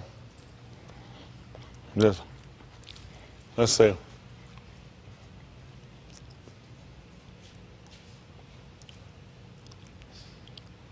Come on. And when Yahuah saw it, he abhorred them because of the provoking of his Beni and of his Banu. Okay. And he said, I will hide my Pani from them. I will see what their end shall be. For they are a very forward Tuladah, Benim, in whom is no Amunah. That's what I'm saying. They're not solid. They're not built on nothing. Come on. They have moved me to jealousy with that which is not Elohim. What else did they do? They have provoked me to anger with their vanities. And I will move them to jealousy with those which are not a own. I will provoke them to anger with a foolish Gui. Listen, he's going to provoke them. I'm going to say, will vex them with a foolish nation, provoke them to anger with a foolish nation. The Greek said, I will anger them with a gui, void of understanding, which makes sense. Ain't nobody piss us off more than the white Jewish people. He ain't lying. They are void. They void. They believe that when they take Passat, they leave the door open, that an angel comes through the door and drink out the cup. Seder. Basha, you heard it before, and the man told her that. We went out there. You remember that? We told we were going to do Passat. He said, so y'all leave the door open for the angel to come in and drink out the cup? Will I do what? He said, you leave the door. He said, so the angel comes in and drinks out of the cup. Void of understanding. Void. Very void. Just the stuff they say, even talking about angels. This is Greek mythology. Greek mythology. They told us a lot of things that just made a mess out of us. But, you know, when we come back to look at what he told us, all this makes sense of what he did to us. You know, when we made the, at one time in our Abbas, they, which is the fathers, they made a calf. He made them, who remember what he did with it? I got a hand, hold on. You challenge? You challenging? You challenging? So he said, oh, I got a hump out that side. My pastor. I got a hump out there. I got a hump in the road now. What you gonna go with the bottom of law? I got him out here and I got you, bitch. What you thinking? Do what? Ooh, he said take his answer. Y'all want to see what the bitch you got? What y'all? How many out there gonna get it wrong? Seriously? How many y'all want to make it a man cool that know he gonna get it wrong? Okay, let's see. He raised his hand. Let's see where he going with that. All right, y'all want to go? Y'all want to see the answer right? All right. Oh, you got an answer? Oh. All right, what you gonna say? That's right. And now you know why, don't it? Why? That's tight. It was because of jealousy. It's because of jealousy. You gave him a cup of jealousy. See, everything for us to understand how he operated was for us to understand how each was concerning his Ashah. If he felt like she had been unfaithful to him, if he felt like she couldn't be trusted, that was a cup he was supposed to give her. And that cup was supposed to reveal and show whether or not she had been unfaithful to him. Hello? And even it shows you concerning what was supposed to happen to her feet. You know how beautiful the feet of them that bring the bar tube news? You know his feet were still beautiful. That was what we were going to be watching. Because her belly was supposed to swell and her feet, it was supposed to rot. That's what we already told how beautiful his feet was. You take anybody when they die and you put them up against the sun, anybody know the sun gonna make them swell. You need to be paying attention to his feet. Because we were told how beautiful the feet of them that bring the tube news. Hello? All of us to show us that although you had gone against and we all played the harlot, Zanu, he hadn't. He stated it to us, but we needed proof. That was the purpose of wrapping him up in the sheet. He had to be proof. We couldn't take one thing with him. We had to check him on more than one. Well, we just going to go with the sheet? We also going to watch the feet. Hello?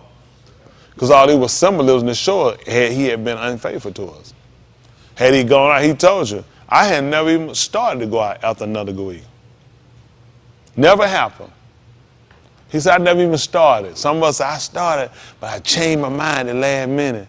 He said, I didn't even start to do it. Never happened. But in order for us to understand the relationship, he gave it to us naturally. He told Husha. What does Husha mean? Savior? Savior. Savior. You know what the Savior had to do?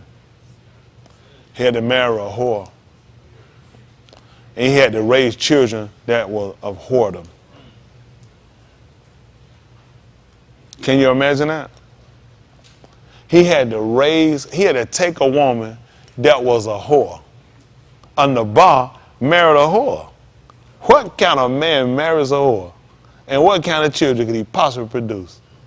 So we understood this situation. And then he had to look at them and realize something. You're not my children. You're children of a whore. Or I just call you Loamin. Not my people. And then he said he's going to come back and say that you are my people.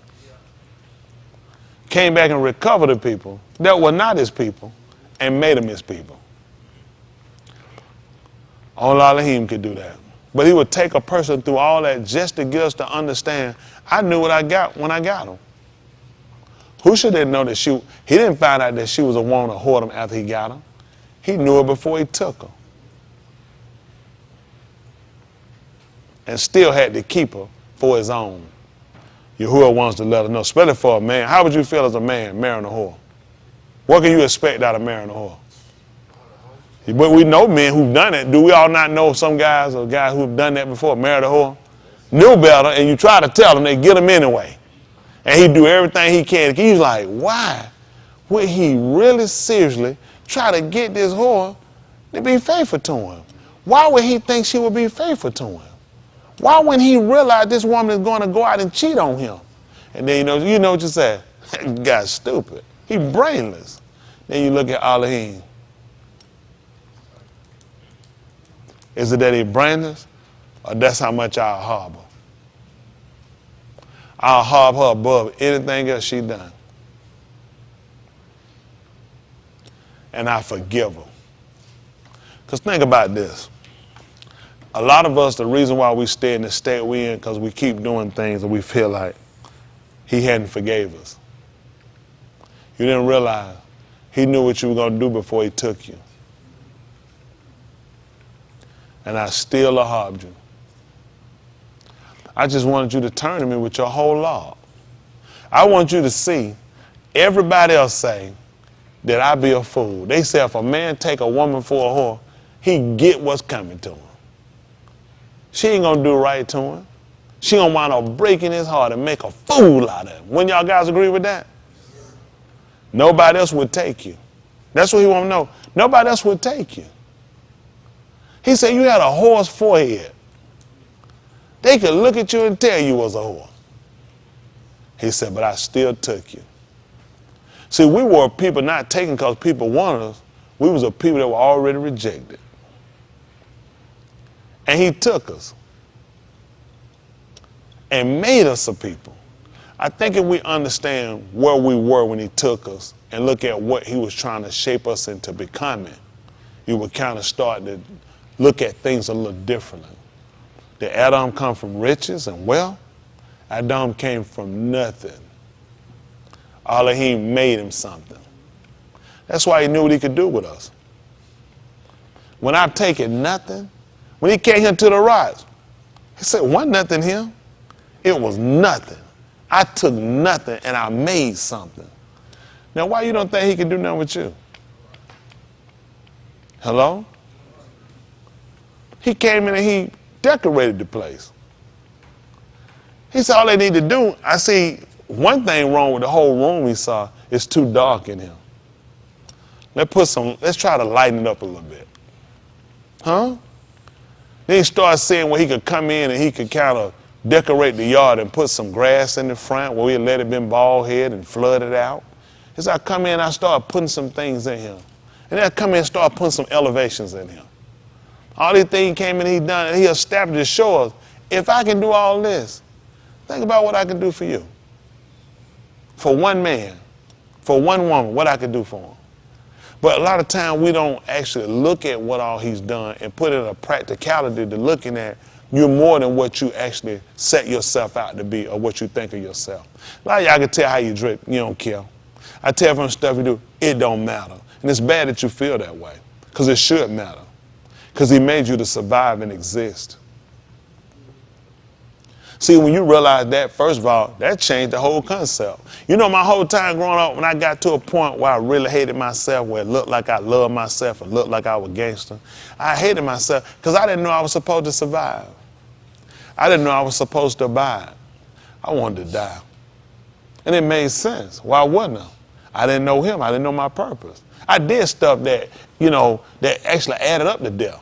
It didn't add up to life. It added up to death. Everything I did added up to death. It made no sense. It was nowhere in the realm of understanding Elohim. Nowhere. Because everything you did was supposed to be toward you surviving. Why would he put him there, a place that he made and he prescribed? In hands, why? Hello? Why? Hands, why? Because I want him to survive. I didn't have no intent on you not surviving. If that was the case, why would I have subscribed to you and told you about what to eat and not to eat? If my intent was for you to die.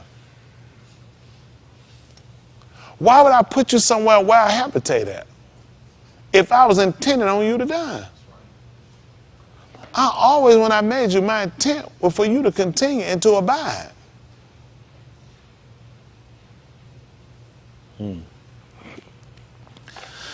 That's tight. Well, that's where we at. So we see what he told us was going to happen. And now he's done this. Has he not angered us? Because I've been with you. No white Jewish people, they do kind of really get under my skin. They really got on my skin with them Shirley Locker. That really bothered me. So what the man saying makes sense. When these people talk and tell the lie as though they've been there the whole time, like, are you serious? But he told, and it's going to be a nation, they're going to be void of even understanding. So if you don't have understanding, how can you understand? That's right, because that's the ability to. He never get it. You know what? And they punk us out on a lot of end when they get to talking. Everybody know that's God chosen people. You lack understanding too. He said, look at, he provoking us to anger with a people. He said, they don't even have no understanding. There's no way for them to even know this because you need understanding. And we learned that from the 24th chapter book of Oriel in 45. Then open he their understanding. So if they void of understanding, how can they understand the or the Qatar? It's impossible. That's what we have to have in order to comprehend. So how could someone else do it without it? All right. Let's see what happened. Come on. For a fire is kindled in mine anger. Oh my goodness. And? Shall burn unto the lowest Sheol. And shall consume the Arats with her increase, and set on fire the foundations of the harem. Now, what does it put for fire? Ish.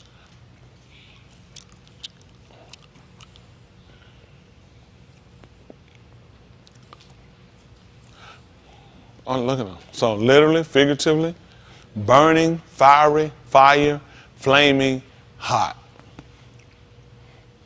He said, on here he's telling you it makes the E sound. You see that? The difference in how they spell it? Because you see the spelling, you'll try to enunciate the same way. But because of the Kud, Then the cool comes in and start to show you that it actually makes the E-type sound and not the A-type sound. You see it? But he said this is what happened. This is what he done came in and he's created in his anger.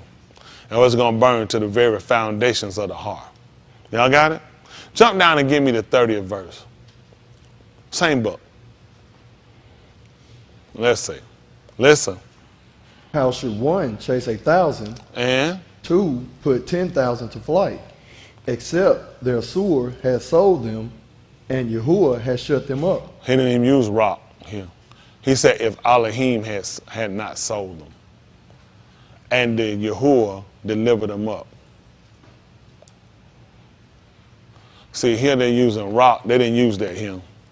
The Latin or the Greeks didn't use rock. They went straight to Elohim. He said that Yahuah had shut them up, or delivered them up here. They used shut them up. Be closed them in. That's the only way it happened. He's come back to let us know how these people able to do it. That's the only way it can happen. Yahuah sold us. Everything happened, and it's amazing. It's got to be tell me when white people were sold. What war? What capital had white people for sale? He told her clearly, he said, I sold you to my enemies. Why? It made sense. Listen, Elohim people get sold to Elohim enemies. What are they going to do? Revere us? What are they going to do? Ahab us? He told us the same thing he told his Talmudim. He said, if they hate me, what do you think they're going to do to you? He tried to tell them, these folks, they might hate you, Yahuah, but Yahushua, but everybody, they were straight, they were dapping me up and everything. You one of them. That's right. He told, why y'all think these people, we keep, we crying and marching, trying to figure out, why white people hate us? He said, I sold you to my enemies. You thought if you recovered yourself that they were going to come back and love you? They hate me. He told you the bar ain't greater than his Adon. There's no way. But see, we never put this together and realize we've been trying to figure how to make these people like us and love us. The more you turn Elohim, the more they hate even gets more in vigor towards you. They hate Elohim. So why wouldn't they hate you? Okay. Let's see. Come on. 31. For their sewer is not as our sewer. He said that. See, neither one of them recorded. They just put that the Elohims is not as our Elohim. For their Elohim is not as our Elohim, which makes sense. All that makes sense. Their Elohim is not as our Elohim. What happened? Even our enemies themselves being Shaphatim. The Greeks put that our enemies were void of understanding. Okay. Come on. For their vine is of the vine of Sodom and of the fields of Gomorrah. Mm-hmm. Their grapes are grapes of gall. Mm-hmm. Their clusters are bitter. Mm-hmm. Their wine is the poison of dragons. Y'all see what happened? So Yahushua told y'all about the cup he want to remove. Why? Wow. He told you about him. Listen. And the cruel venom of asp. Mm-hmm. Is not this laid up and stored with me and sealed up among my treasures? Mm-hmm. To me belongeth vengeance and recompense. Their regal shall slide in due time, for the yom of their calamity is at hand, and the things that shall come upon them make haste. So they're close upon them. Their mashpats are close upon them. Come on. For Yahuah shall shafet his own, and repent himself for his abadim, when he seeth that their power is gone. They're utterly weak. And there is none shut up or left. And he shall say, where are their Elohim, their sewer in whom they trusted? You see what he been waiting on? He been breaking us down for the longest time, but we keep fighting though. We still got to fight. And though we winning, that though we going to prevail, we not winning. It's only getting worse on us. Listen, these people just waiting to invent. They're just waiting for another plague to come out on us. It's just a matter of time. We got the coughing. We got the different strands of COVID. We got the flu. We got AIDS. We got cancer. We got hepatitis back out on the scene. We got, it's been out here. They got measles. They got smallpox. They got everything they thought they got rid of suppressed. everything back on us. And he done told her, he said he's going to repent himself. He's going to turn back and become sorrowful once he see all our help is gone when we ran out. We just got to run out and realize you ain't got nowhere else you can hide. There's nothing else you can do.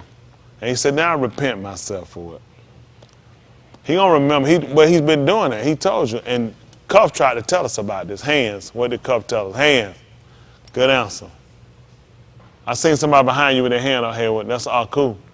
Be trying to fake. I saw that hand up. You know I was going to catch that, did you? I ain't getting no hands. Good answer. He told you that mosh pot must begin at the Beth of Elohim. Lenita, thank you. Lenita said,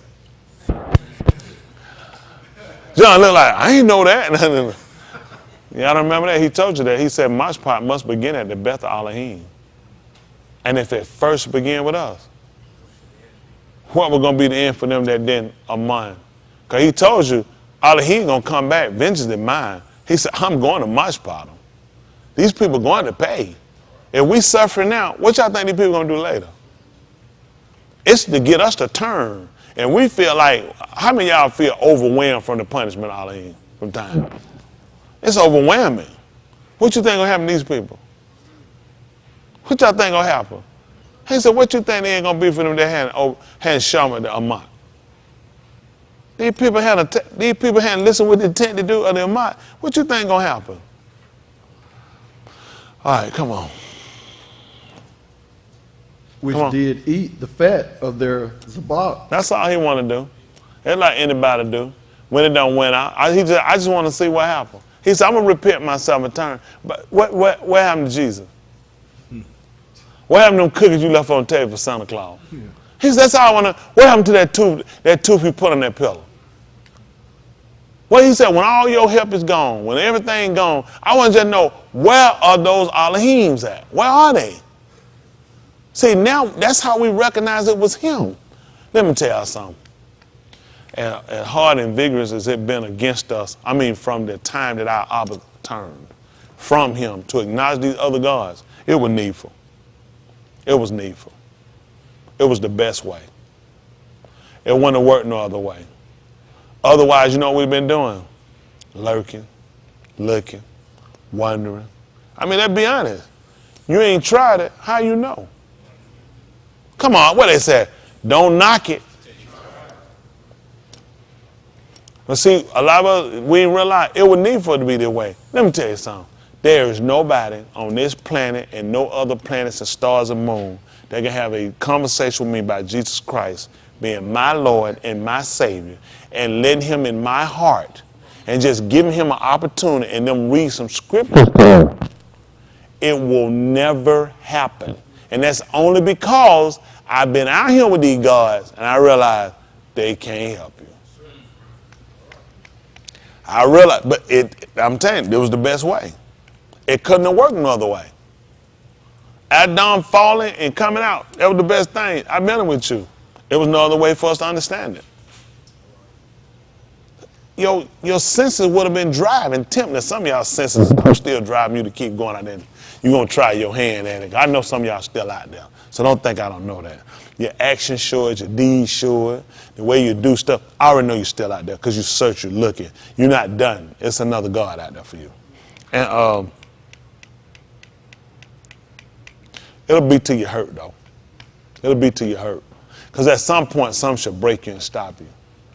I'm done seeking. I ain't seeking for no other God. I ain't seeking. I ain't looking. It's like the book said, and you know how I got him? Hands. Oh, he got a hand. Now who I'm gonna go with? Master Chin? Sun Sun. They're gonna be Sun Sun. Master Chin or Sun Sun? Who we going with? Oh, you be Papa Sun, because you got a son now. Papa Sun or Master Chin? Who's that? Papa Smurf. Oh, he said Papa Sun. You know what I'm saying? How many of y'all say you're gonna get it right? That's a book answer. All right, I see the hand. How many say you're gonna get it right? Prince, I thought you and Papa Sun were enemies. Oh, yeah. Oh, but you're still getting it. She said, oh, ain't nothing changed. Oh, she said you smart. You still an enemy. That's good to be to compliment your enemy like that. You want to get her a compliment back? What is? She honest. No. He said she honest. Wow. Boy, when two enemies come together, like you said, when two men of God come together, when two enemies come together. All right, Papa son, they done picked you. Where you gonna sign? Book wise. Through much tribulation. Through much tribulation. Oh, that's tough. I thought you was like we through much tribulation. I thought what you was gonna say. Where them people at? Where them hands at? No, I was gonna tell you how it actually worked. He said, I was found in them that didn't seek after me. I wasn't seeking him. And I found him. That's what he said. He said he was going to be found in them that hadn't seeked. I wasn't seeking after him. I was good with Jesus. I don't know about nobody else now. Other folks here, everybody different now. Let me be clear. You ain't never heard me say, I always had something, because I would be telling you a lie. Jesus really always bothered me. I would be telling you a flat lie. He didn't bother me. I did just like the man said. I was found in him. I found him and I wasn't looking for him. He said that. He said there were people going to find him that weren't even looking for him. I was not looking for him. I was good with what I had. Is that not book? Now, there's some people in here now, because some might be truthful. The average one going to be a liar. Yeah, because I would have never done it. If I felt like something was going on with Jesus, I'm unlike y'all. I wouldn't have done it. I just don't have that kind of time. I'm saying I would come from the street, so the first thing I'm always looking for is game. I'm looking for game and hustle. I ain't trying to get caught up in it, because I was already doing that. So to come to something with some game and hustle, I was going to walk. I wasn't interested. That threw me. Even though I had been out and I was doing this one, I wasn't going for no preacher doing it. That just didn't make sense to me. So I thought you were doing this. I thought this is what you really believe. You know what I'm saying? That's just stupid me. I just thought if a person preacher, why wouldn't they be? I'm like, why wouldn't you be? I know what I was doing, but let me be clear. I always looked at, I wasn't no preacher. I wasn't trying to be no preacher. I was in the street. But I looked at if you was in there, you was a preacher, you should be doing what you're supposed to be doing. That's how I always thought. That was just my logic. It really was. It always threw me when I seen preachers method. It just threw me. I just couldn't get it. I was just like, I don't get it. So how you stop that you saying it? That's not what you believe. So if I'd have had the questions about Jesus, and did Jesus always have you thrown, you always like, I'm kind of, Jesus, I don't really understand. Jesus really ain't making sense. I feel like it. Did you ever feel like that? Not really. Did anybody here feel like I always had a thing about Jesus? Don't lie, if you did, you did. I mean, I'm just telling you for me. I didn't have no problem with Jesus. I didn't have no problem with white Jesus. I just didn't have a problem with it. Anybody else was like that? Can I see your hand? I'll be honest, that was just me. How many of y'all had a problem with Jesus? I always did. White Jesus. Oh, white Jesus, okay. You had a problem with Jesus? Y'all have? White Jesus. White Jesus, okay. Yes, sir. I have a problem with Jesus. I have a problem with God. What the problem with God was? Ray, hold on for a minute. Ray, this is a whole nother conversation, Ray.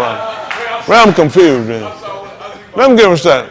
So, pretty set in here, Jesus, you had no problem with him. I have a problem with Jesus. It was with God. Now, what's your problem with God, you mind me asking? The name, because Oh, the name. yeah, it didn't make sense as G-O-D. Zeus was a god. He Zeus. named Zeus. But Zeus had a God. his name was just God. That didn't make sense. Zeus was a God. His name was Zeus. And God was a God. And his name was God.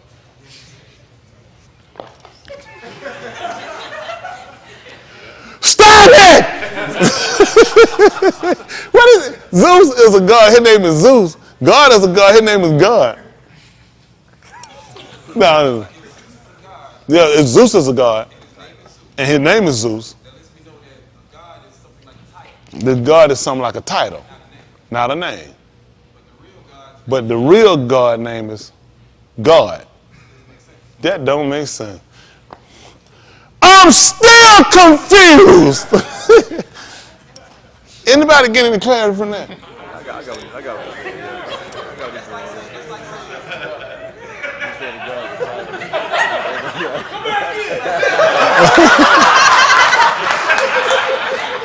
Get out! You're a human. Your name is human. This is your name, human. You're a human. It was human for Rajon. All you're using the name is just to kind of differentiate between the different individuals. So you're still a human. But so if you're a human, you can't be called human.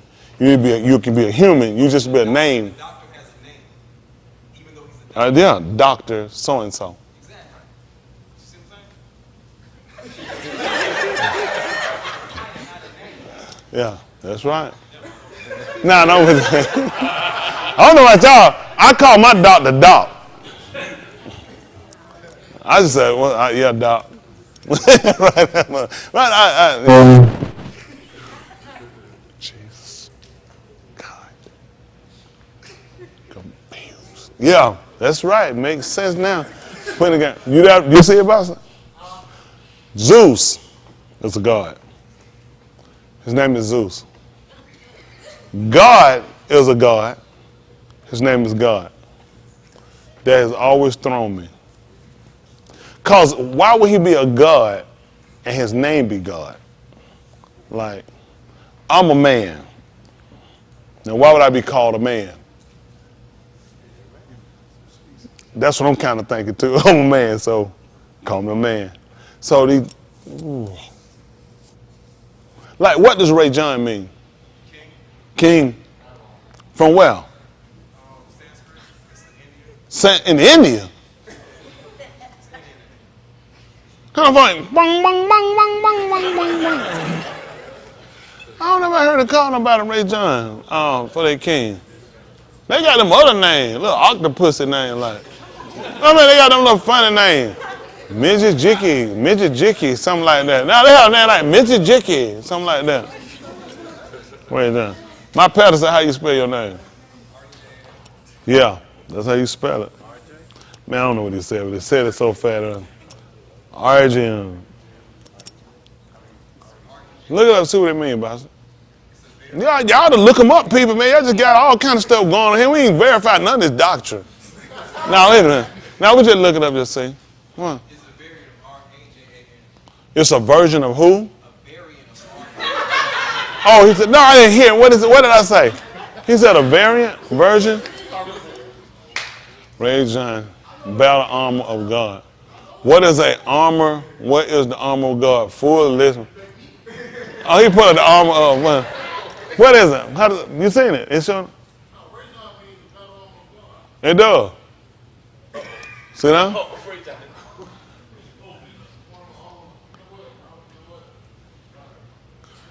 That's a maybe. Boy named me Origin and popularity. Just see the popularity of the boy's name Ray John over the time, plus his meaning, origin, common sibling names, more and baby center name, what a Ray John name means, Ray John family history, ancestry.com. Your name means ancestry.com. Now, John name means historically surname involved.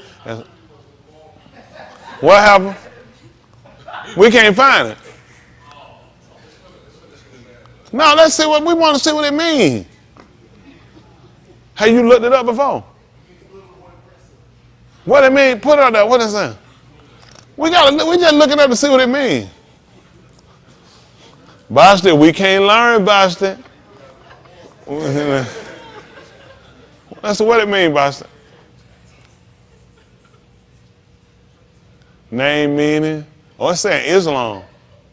What does the name Islam mean? It means little deer or queen of India.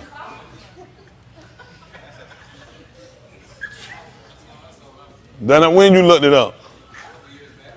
Year back, yeah. Google ain't got no business lying. No, hold on. Or queen of India, submission from what Miss Raim says. The name Ray John means little, young. It's some more. Oh, yes, always some more. What's going on? No, I'm saying on that. 6 little young princes.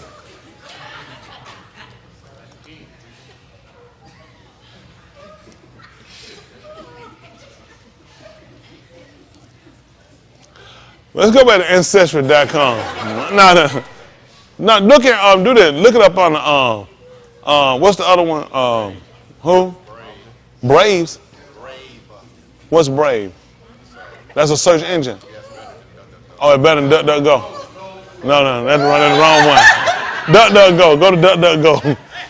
Yeah, I ain't have me on no stuff right here. Folks come kick my door in. I don't know who them folks is. Everybody said no. Look at that. Well, yeah, it might. Let's see what it might say. Because they'll change stuff too, you know what I'm saying?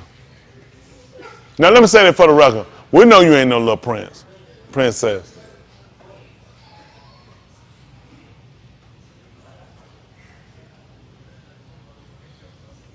Redan, that's what your name means. Oh, it put it to Redan. Now, Ray, it don't want to do Ray John.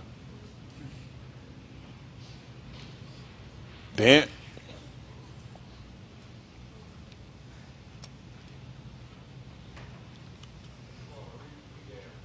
It's called Redan. It came from Redan and what they trying to say the original.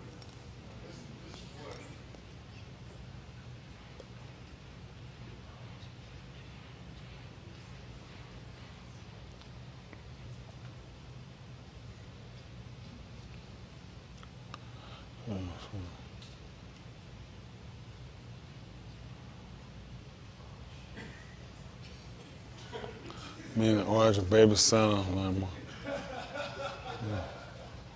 If you want to know the exact meaning, history, etymology, English translation, spine, Sanskrit. What are they saying there? It's something in Hinduism. So the end wouldn't be on now. Oh, screen, man. Yeah, in India, y'all know when it wouldn't say like John, they wouldn't have a name like that. Oh, king or prince. They got right now. King or prince in India. A minor, who? Oh, Raja. Oh, that's what your name supposed to be, Raja. Oh, it's a variant. You better get that variant then. The other one gonna mess you up. Then that's right. So you keep that other one, some king gonna be looking at him a prince, a princess. So you want to go down. Yeah. See, black folk do that. We tend to do stuff like that. We take stuff and change it up, and we done took it over. Okay, that's all right. All right, we're gonna move on. Cain. Come on. Let's go back to what we were reading. 38. All right, 32, 38. All right, it's 32, 38, all our hot dabarim. Let's see where we're going. Listen. Which did eat the fat of their zabak and drank the wine of their drink offerings. Let them come up and help you and be your protection. Mm-hmm. Listen. See now that I, even I, am he. And? There is no Elohim with me. Yes. I kill. What else you do? And I make Cain. What you do? I wound. I smite. Mm-hmm. And I heal. And see that? And? Neither is there any that can deliver out of my hand. See now? Listen what happened. For I lift up my hand to Shamayim. And do what? And say, Akai Olam. So when he said, let us make each in our image, after our likeness, and let him have, what was man supposed to do? He's supposed to survive. He's supposed to abide. So man had broke away from his survival. Man had forgot how to survive. Man been taken out of his habitat to survive. There are things that's essential in helping us to survive. Y'all know that? Let's look at something. Let's go back to Bereshit. Chapter 1, chapter 2, chapter 2, verse 6. And the only reason why we're looking at this, I want to make sure we really understand what we need to be doing, because I know y'all guys don't. I don't think this is something, even myself, that I actually have looked at in the concept of how I'm looking at it now. Because, I mean, I'm just honest with y'all. Man is terrible. Man is a terrible creature to lead to his own devices. That's why, we're terrible. I don't ever want to be left to be the person I was before. I don't want to come up with my own ideals. I don't want to be left in my own rationality. I don't want to see right and wrong for myself. I made a lot of bad decisions. I hurt a lot of people. I did a lot of wrong. It's very dangerous for a man to be out and left to himself and left to his own devices. It's very dangerous. Because after a while, when you deal from the perspective of hurt, don't that matter no more. Right is whatever you call it, and it's scary. That's scary. When you realize man just been going from, you think about this. When man started off and man evolved, man was naked. Man went to naked to change a suit of clothes, to underwear and t-shirt. Man, you talking about on a rots that had, the minerals and had the substance in him, but he gave man the intelligence to be able to evolve and get to the point of where we are now. Man went to food hanging to refrigeration. Man went from windows opening and wind blowing to air conditioning. It was stuff, could you imagine could you imagine back then, there would be a computer where it would keep all your data and your information. We used to look at, did y'all ever talk about that in school? One day it's going to be computers and all the information and data. You're going to be going and press a key and pull it up, and the internet going to be him. And you'll be, there wasn't even a conversation about this stuff. The fact that he let man evolve to this far and man have taken that to feel as though I'm Elohim. I control and I dictate. Man has made machines to try to control the weather, and all we've done is what he let us do to show you, I'm going to let your own devices hurt you. I'm going to let your own devices, your own mind concept, they're going to hurt you.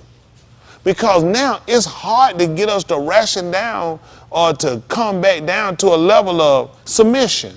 Because we feel like we know so much. I refuse to go back. I refuse to be handled. I refuse to be controlled. I refuse to be given orders because I'm so technical. I'm so advanced, and I've done so much, and man has done it. Man hadn't done nothing but made a mess.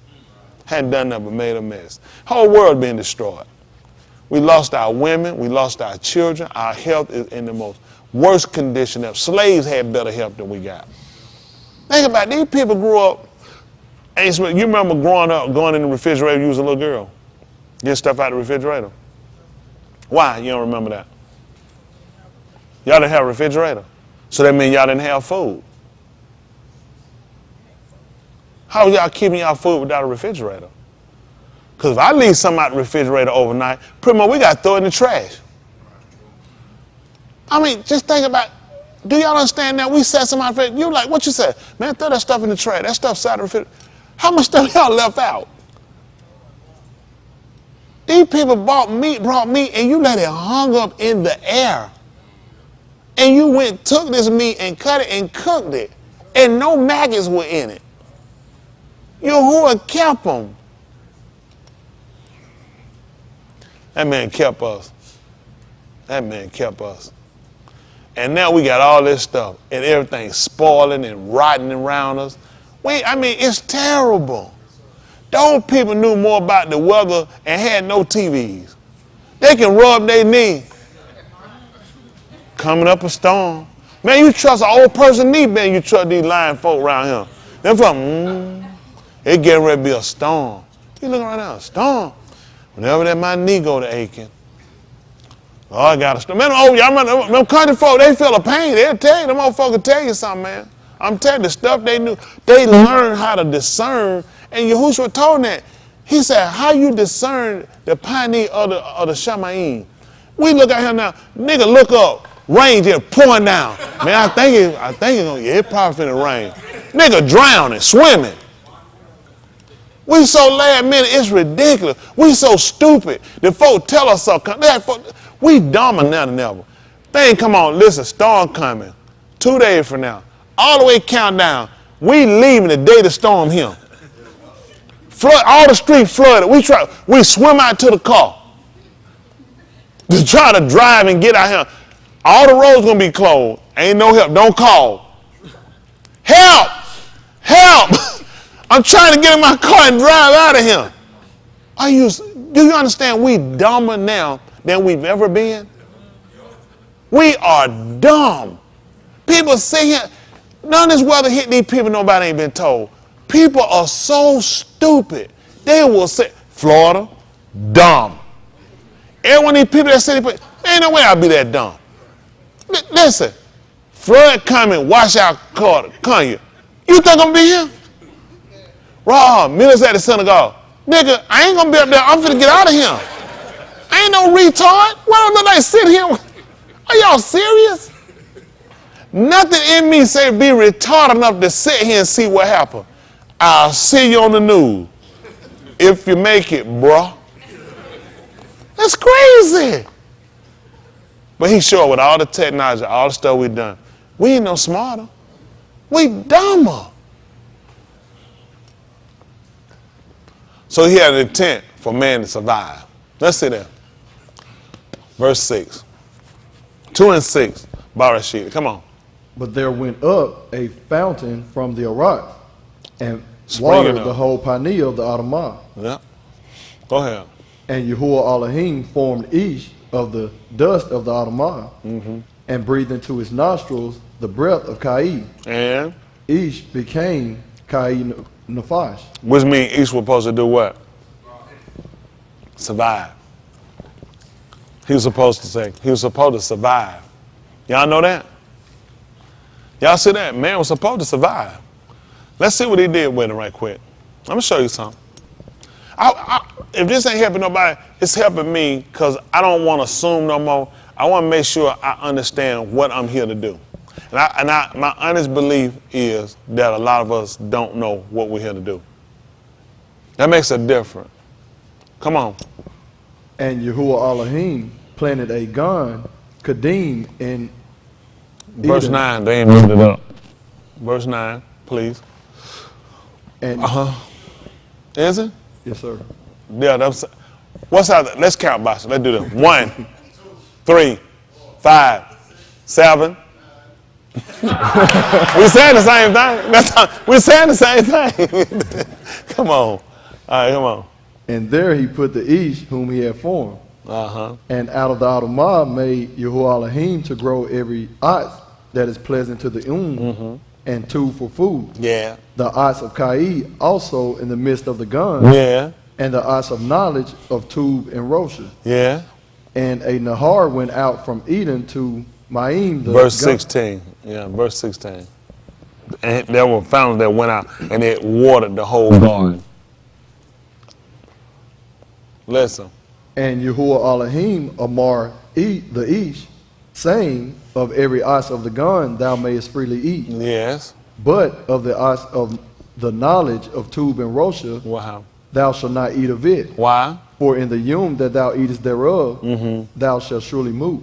And the reason why each wound up dying is because sin came in. Kata. That's why each wound up dying. Now you have to look at, now it became a struggle for us, and it's a struggle for us. Because his intent is for us to live, but we keep doing stuff to die. If he was really intending on man dying, they said, why did he put the tree down? But I taught him. I taught him how to live and how to survive.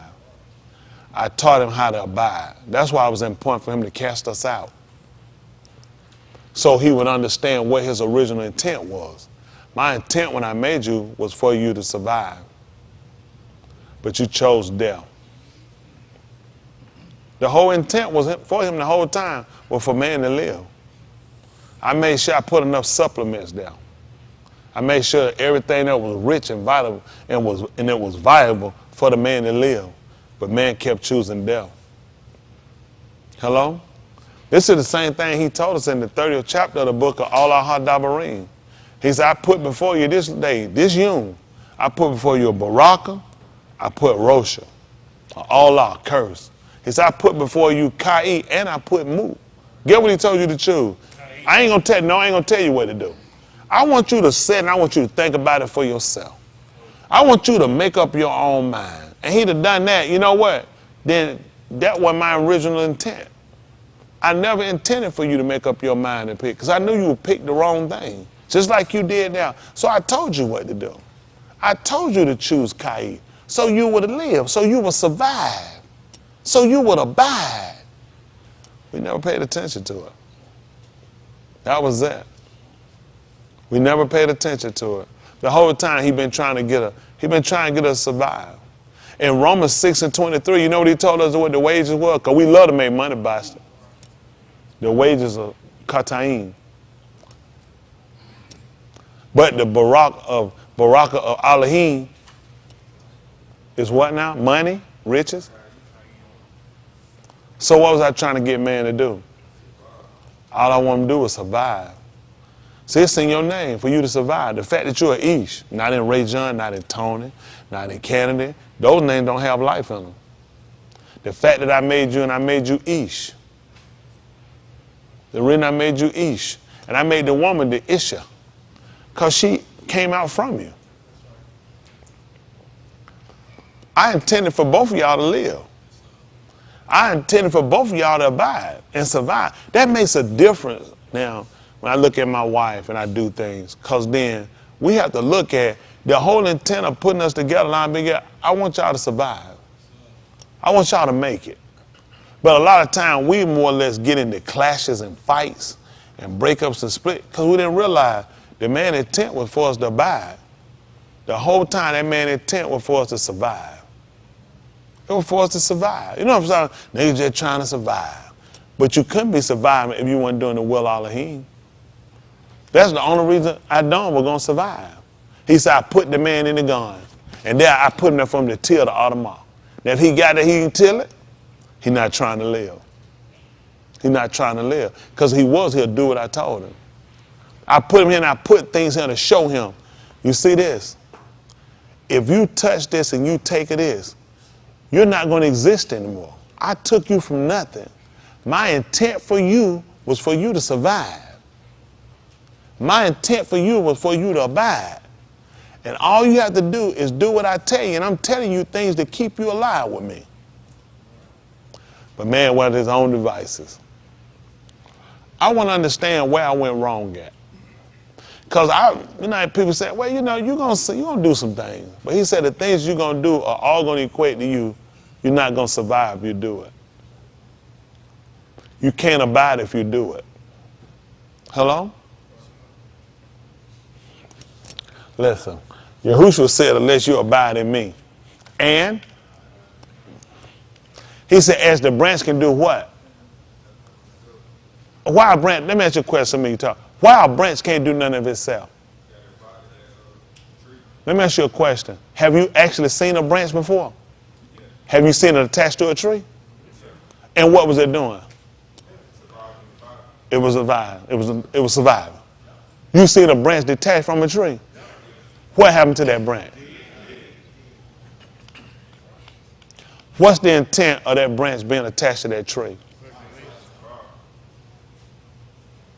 And it can abide.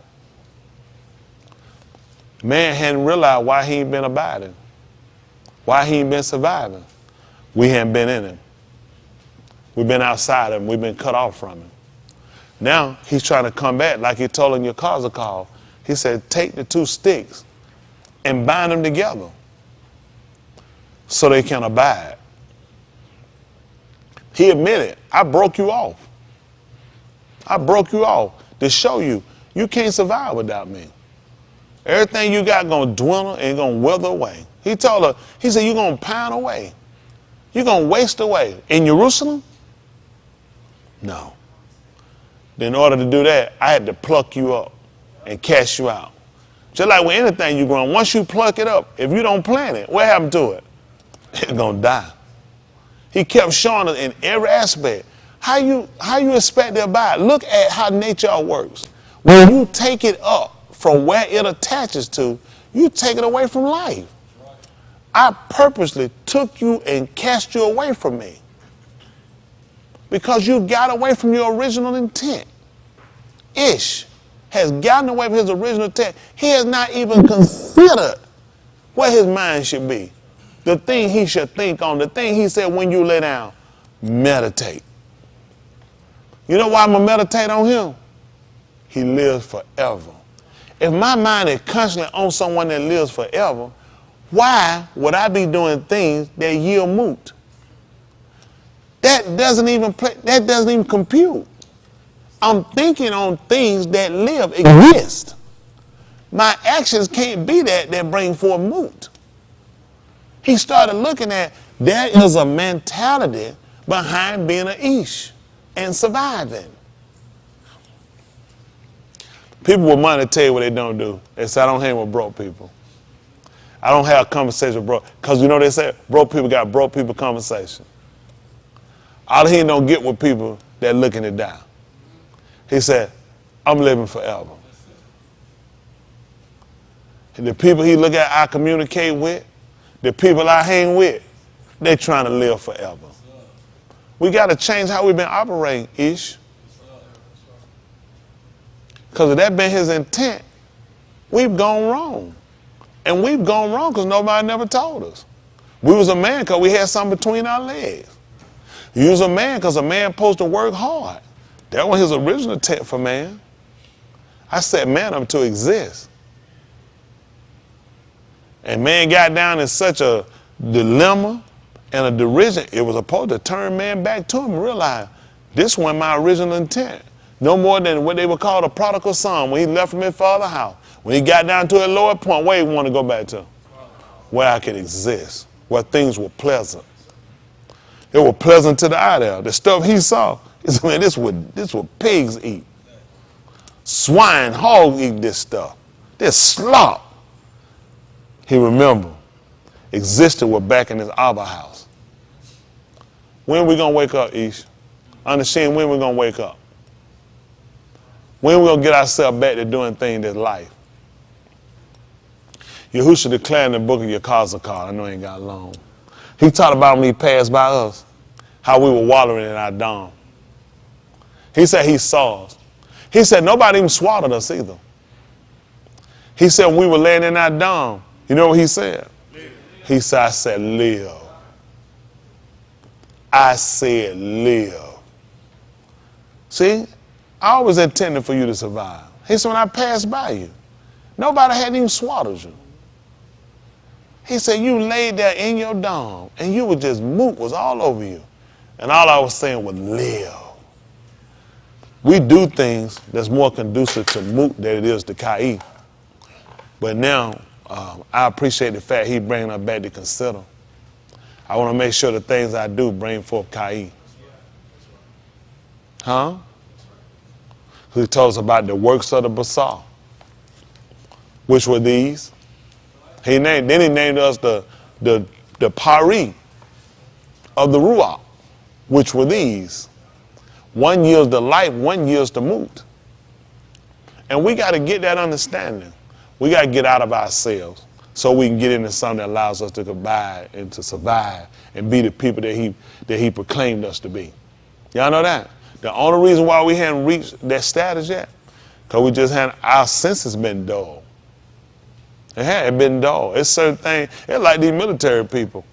The training and where they was when they went now, they're nowhere near that now. You get people get out there and say, I'm going to keep it. Tell them it dwindles off. You don't do it. So a lot of your senses get dull. And guess what happened? We lost the performance we had for Elohim. We dull. We're not sharp. We're not as studious. Y'all know that? We're not as willing. Y'all know that? We don't convey the message we used to convey. Everything was about symbolism toward him.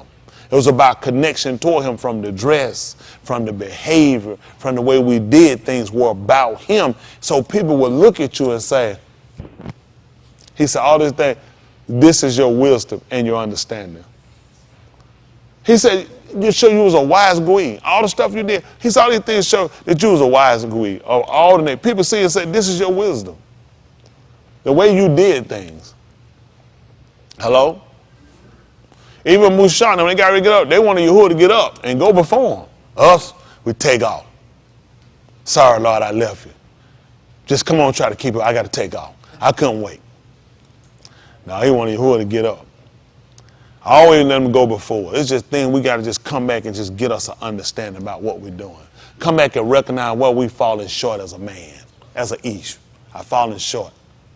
Because I had a knowledge. It wasn't awakening to my senses to realize, well, just read and just go. But if I don't know my intent, I don't know, it's really yielding me life.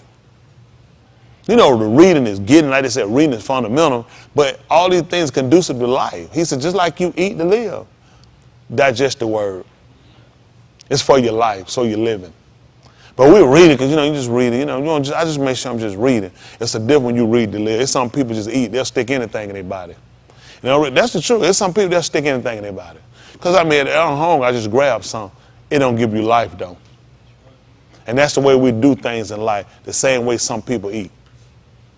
It's just a difference when you eat to live. So everything he gave them, and right, they can eat it abundantly. Because I come that you might have life. And what was it? So the more you eat, if you sit in the place I put you in, all you're doing is living. You know what folks see when they see you sitting around there, they see you all bulked up from everything he gave you? You say, man, this ain't nothing but good living. That's all this good living. Y'all heard folks say that? You see fat people, that's all this is good living.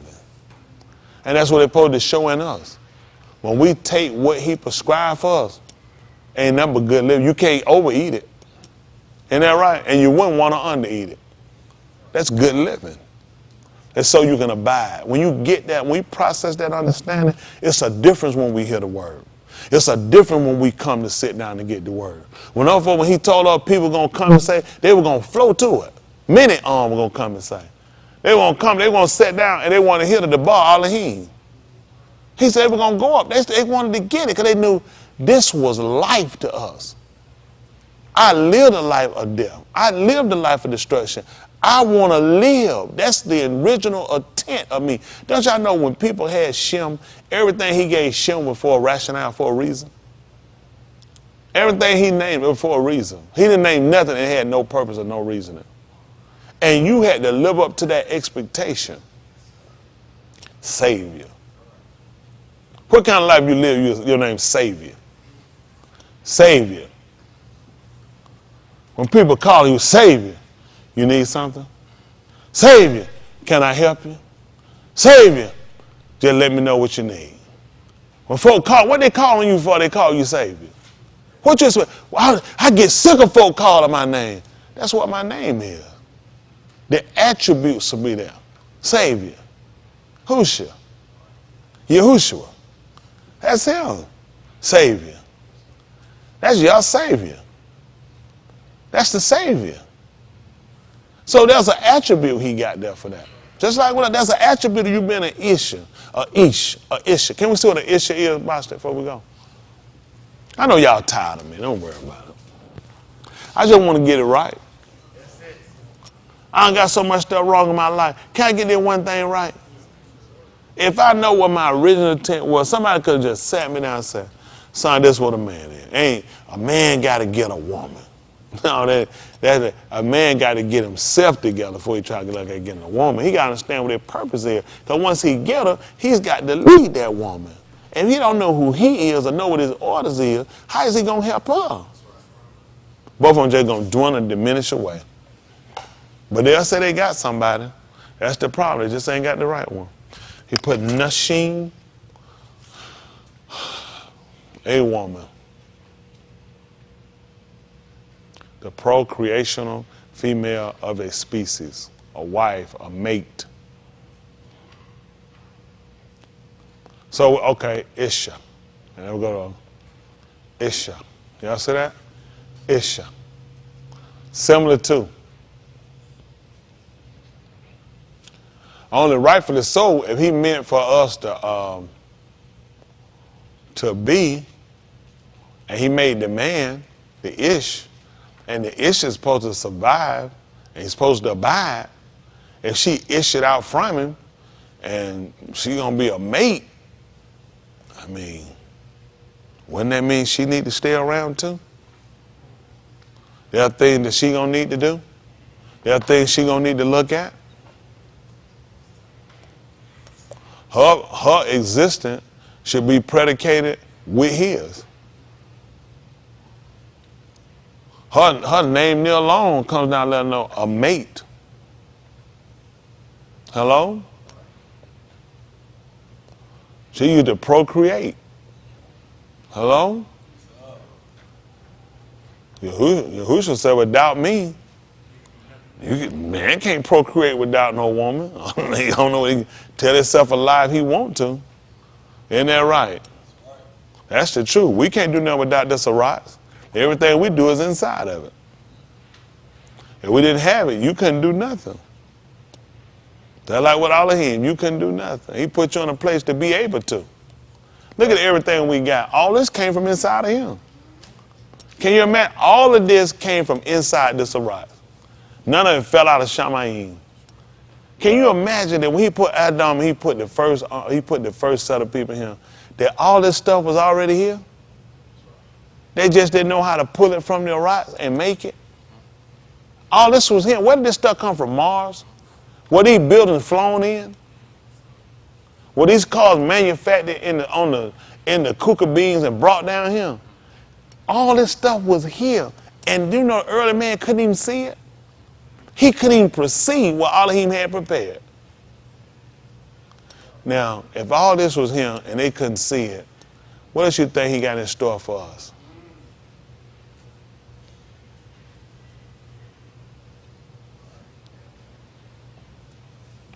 It had to come to somebody's mind and he put it in existence. That's only because he gave him the plan. He gave him the set. He gave him the order on how to construct it and how to put it together. Just like he coming down and giving us an understanding to sit down and consider, who are you? Jackie Chan had a movie one time called Who Am I? He didn't know who he was. Y'all ever seen that movie? It's an old movie. He was running. He didn't know who he was. He kept trying to go around trying to figure out who was he. You remember that? It was called Who Am I? He had lost his memory. He didn't know who he was. And he kept going to different people thinking they were helping him. And then he realized they weren't helping him. They were actually trying to get him. He didn't know because he said, who am I? So people knew who he was and they were like they were helping him, but they were actually using him. You ought to ask yourself, who are you? Because the people you think that's helping you are really hurting you. They're really working for your demise because you don't know who you are. It's time for us to get back some understanding. All right? Let's do it.